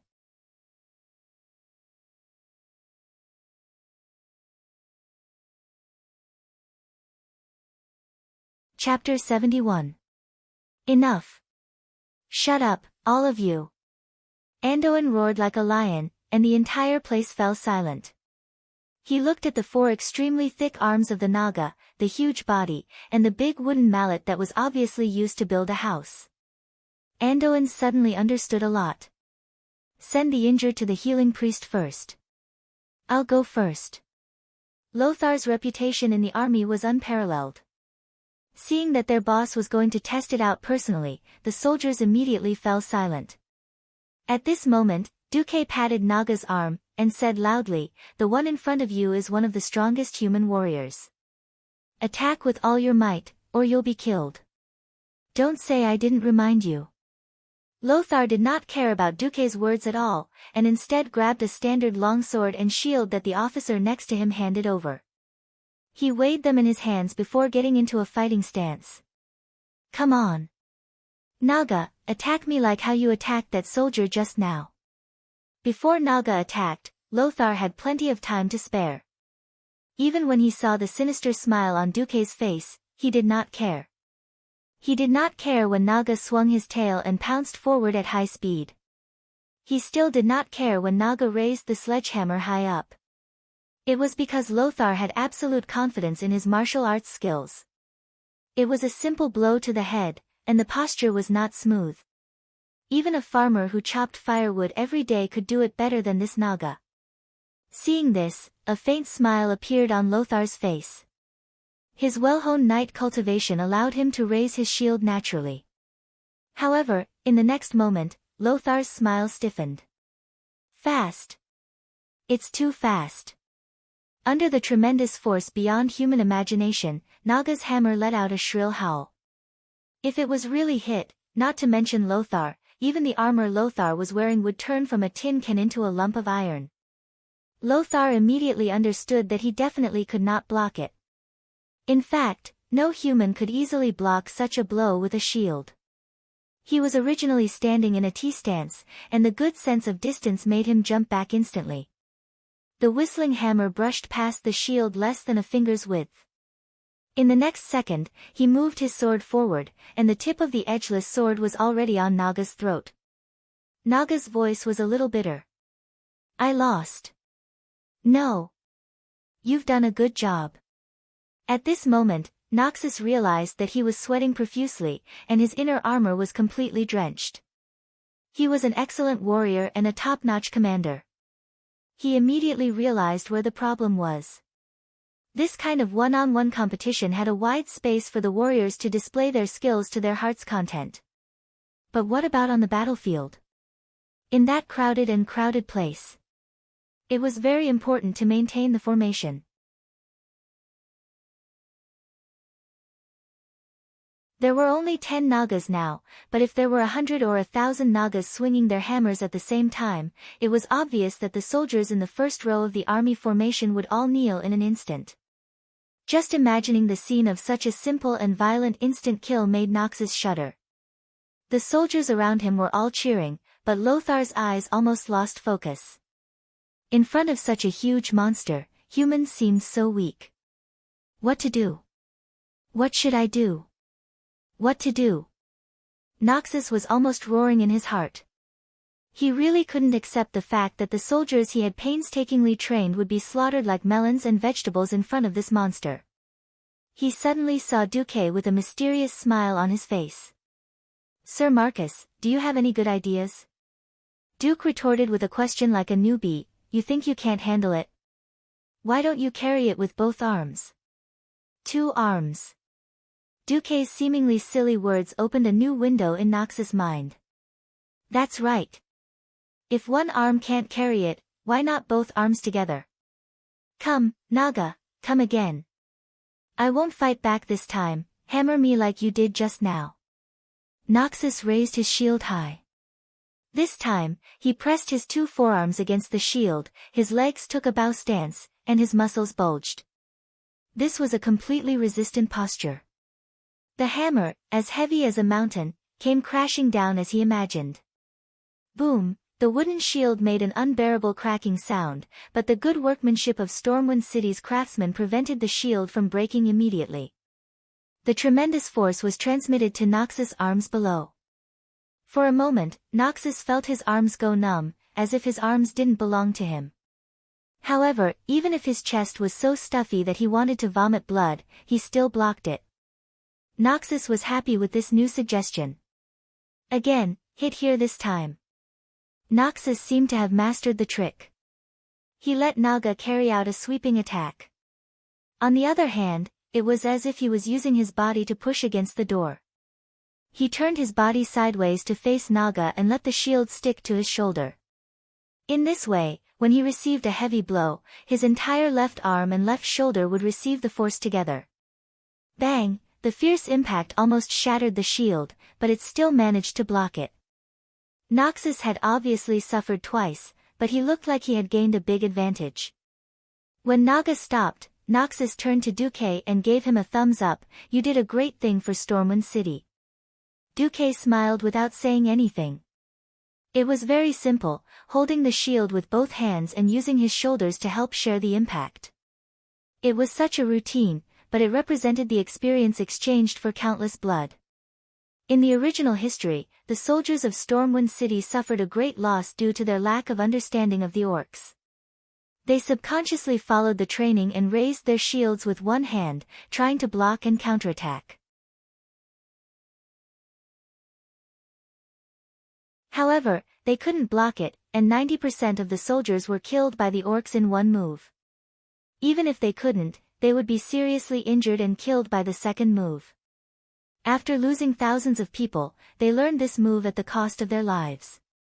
Now, with Duque's help, Duque believed that history would definitely be rewritten. Anduin turned around and yelled at the officers below, "Did you see the 2 postures just now? They all practice defense and counterattack like that. Don't be afraid that your blunt swords will stab the Naga. As long as you don't stab the eyes or throat, the scales of the Naga are not as fragile as you think."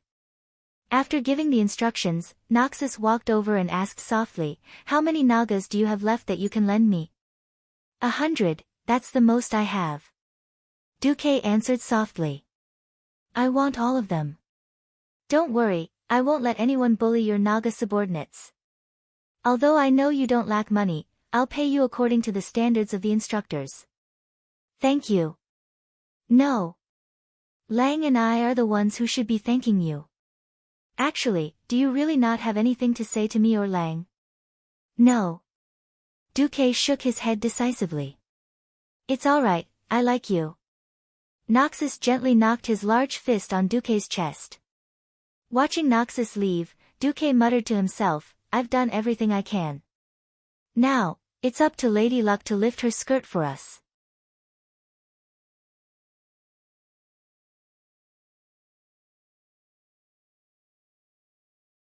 Chapter 72. There were still many things he wanted to do, but he couldn't do them. Looking at the shining stars outside the window, Duque let out a deep breath. Big changes had yet to happen, and there were only a few people with such foresight like Noxus.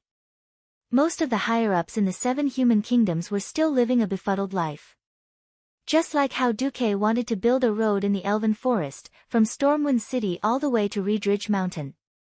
Even if he knew that the officers of this era wouldn't understand the concept of rapid deployment of troops, as long as it was convenient for the people to evacuate when the Beastmen invaded in the future. Why? The Beastmen were people who were adapted to harsh terrain. Whether it was a forest or a mountain, the Beastmen could walk as if they were flying. But the people couldn't. They had high requirements for road conditions. Evacuating with their families was often accompanied by large amounts of belongings that they couldn't bear to lose. But the road conditions in Stormwind were terrible. Apart from Stormwind City, almost all of the kingdom's territories were dirt roads that Duque found unsightly. It was fine on sunny days, but when it rained, it was all mud. Not to mention people, even carriages couldn't move. Duque wanted to build roads, but did he know what he would run into? Those short-sighted nobles thought that Duque wanted to reach out to their traditional territories from the sea, but they all rejected him. Only a few knowledgeable and open-minded nobles like Bolvar agreed to build roads in their territories, but it was only a very bumpy cobblestone road. Even with Duque's money, the progress was abnormally slow. According to estimates, 100 days would be the most they could build from Stormwind City to Goldflash Town. It would be good if there was cement. Now, he could only think about it.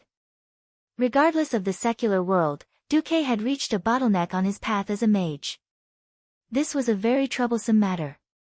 No matter how the system elf helped to calculate, it couldn't figure out what Old Man Norton meant by expanding the magic circuit to the entire sky. This was Old Man Norton's original words. In the field of Earth Mage, you've already done very well. That is to use the entire Earth as your shield, absorbing purer elemental power from the Earth and storing it in your body. It forms a magic cycle and uses the magic in this cycle to communicate with the various elemental planes to cast magic. Even though your magic circuit can be successfully connected to the elemental world, and your circuit foundation is at the best level, you won't be able to advance until you understand the meaning of Sky Mage. By the way, the magic power you use to contact the elements realm has been diluted by spells. If you don't control the inflow of elements from the elements realm, your body will be burnt in a split second.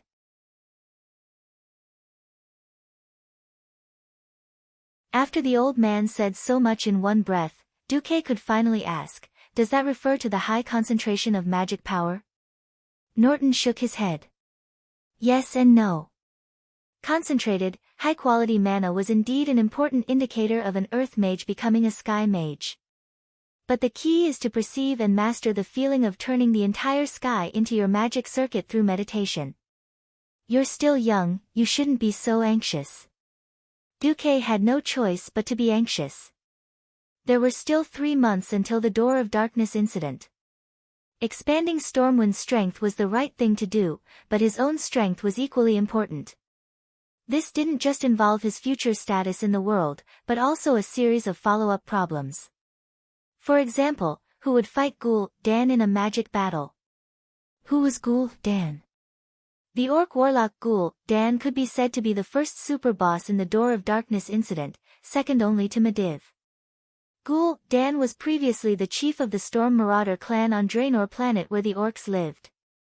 Originally, Ghoul Dan was just a shaman among the Orcs, but his mastery of the shaman doctrine quickly surpassed his mentor, the shaman Zul. But the shaman's power didn't seem to be as strong as he had expected. In order to increase his own power, Ghoul Dan turned his attention to the endless darkness. He quickly discovered the demon king Sargera's right-hand man, Kill Jaden the Deceiver. And Kill Jaden's terrifying power benefited him greatly. Ghoul Dan learned the skills of the demons, and after combining the power of the shaman with the power of the demons, he became the first warlock in the history of this world. Ghoul Dan brought this magic into the tribe, turning the orcs into war machines that thirsted for chaos and destruction. He also fed the demons' blood to the orc army, letting the orcs massacre the Draenei. Ghoul Dan's continued growth in power brought him to a higher position in the tribe. 800 years later, Medivh, who was possessed by Sargeras, appeared in a dream to this orc warlock from Draenor planet. Together, the two of them opened the portal, Door of Darkness, that linked Azeroth and Draenor. It was to teleport the orcs to planet Azeroth. In the original history, Stormwind City's Royal Magic Academy lost miserably, and the entire Royal Magic Academy was almost completely wiped out. The winner was naturally the Orc Shadow Council ruled by Ghoul, Dan. On the side of the Stormwind Army, after Duque had done so many things, Duque believed that no matter how much Stormwind lost, it wouldn't be as bad as it was in the history before he transmigrated. But a magic battle, not easy. Duque asked the system elf for help, but he only got a reply, "It's unscientific, I can't do anything about it." How could one do something well? First, one had to set a goal, then find a way to reach the goal, and finally put in effort, constantly making corrections, constantly solving problems before reaching the goal, and finally reaching the goal. Now, Duque knew that his goal was to become the strongest mage, but he didn't know the process to reach this goal. He lacked information. And the books of Stormwind City's Royal Magic Academy couldn't meet his needs at all. Rubbing his eyebrows, Duque whispered to himself, "Looks like I still have to rob Karazhan." Yes. Karazhan. Mediva's lair. If this world's history was still within the 80%, after the door of darkness opened, there would be a chance to raid Karazhan. As long as he got rid of the chaotic Mediv and kicked Sargeras back into the abyss, then Duque would have the chance to get Mediva's treasure. In the original history, Khadgar, the traitorous dog, after getting rid of Old Max, followed a mage organization called the Violet Eye and took away Mediva's treasure and all the precious books, sending them to the Dalajan that he was truly loyal to. The result? With the fall of the Dalajan, a large number of Mediva's magic scrolls and books were lost. Sigh, let's not think about that first. There were still 3 months left, and he couldn't waste it all. If he met a warlock who played with demonic magic, it wouldn't be good if he lost even more of his moral integrity. Duque decided to go into seclusion. You're tuning in to the Blissful Bookshelf YouTube channel. We're so grateful for your support, and don't forget to subscribe to join us on this incredible journey through captivating stories. Your generosity through donations truly makes a world of difference, as it's the primary source of revenue that allows me to expand and enhance this channel for you. Thank you from the bottom of my heart for being a part of this adventure.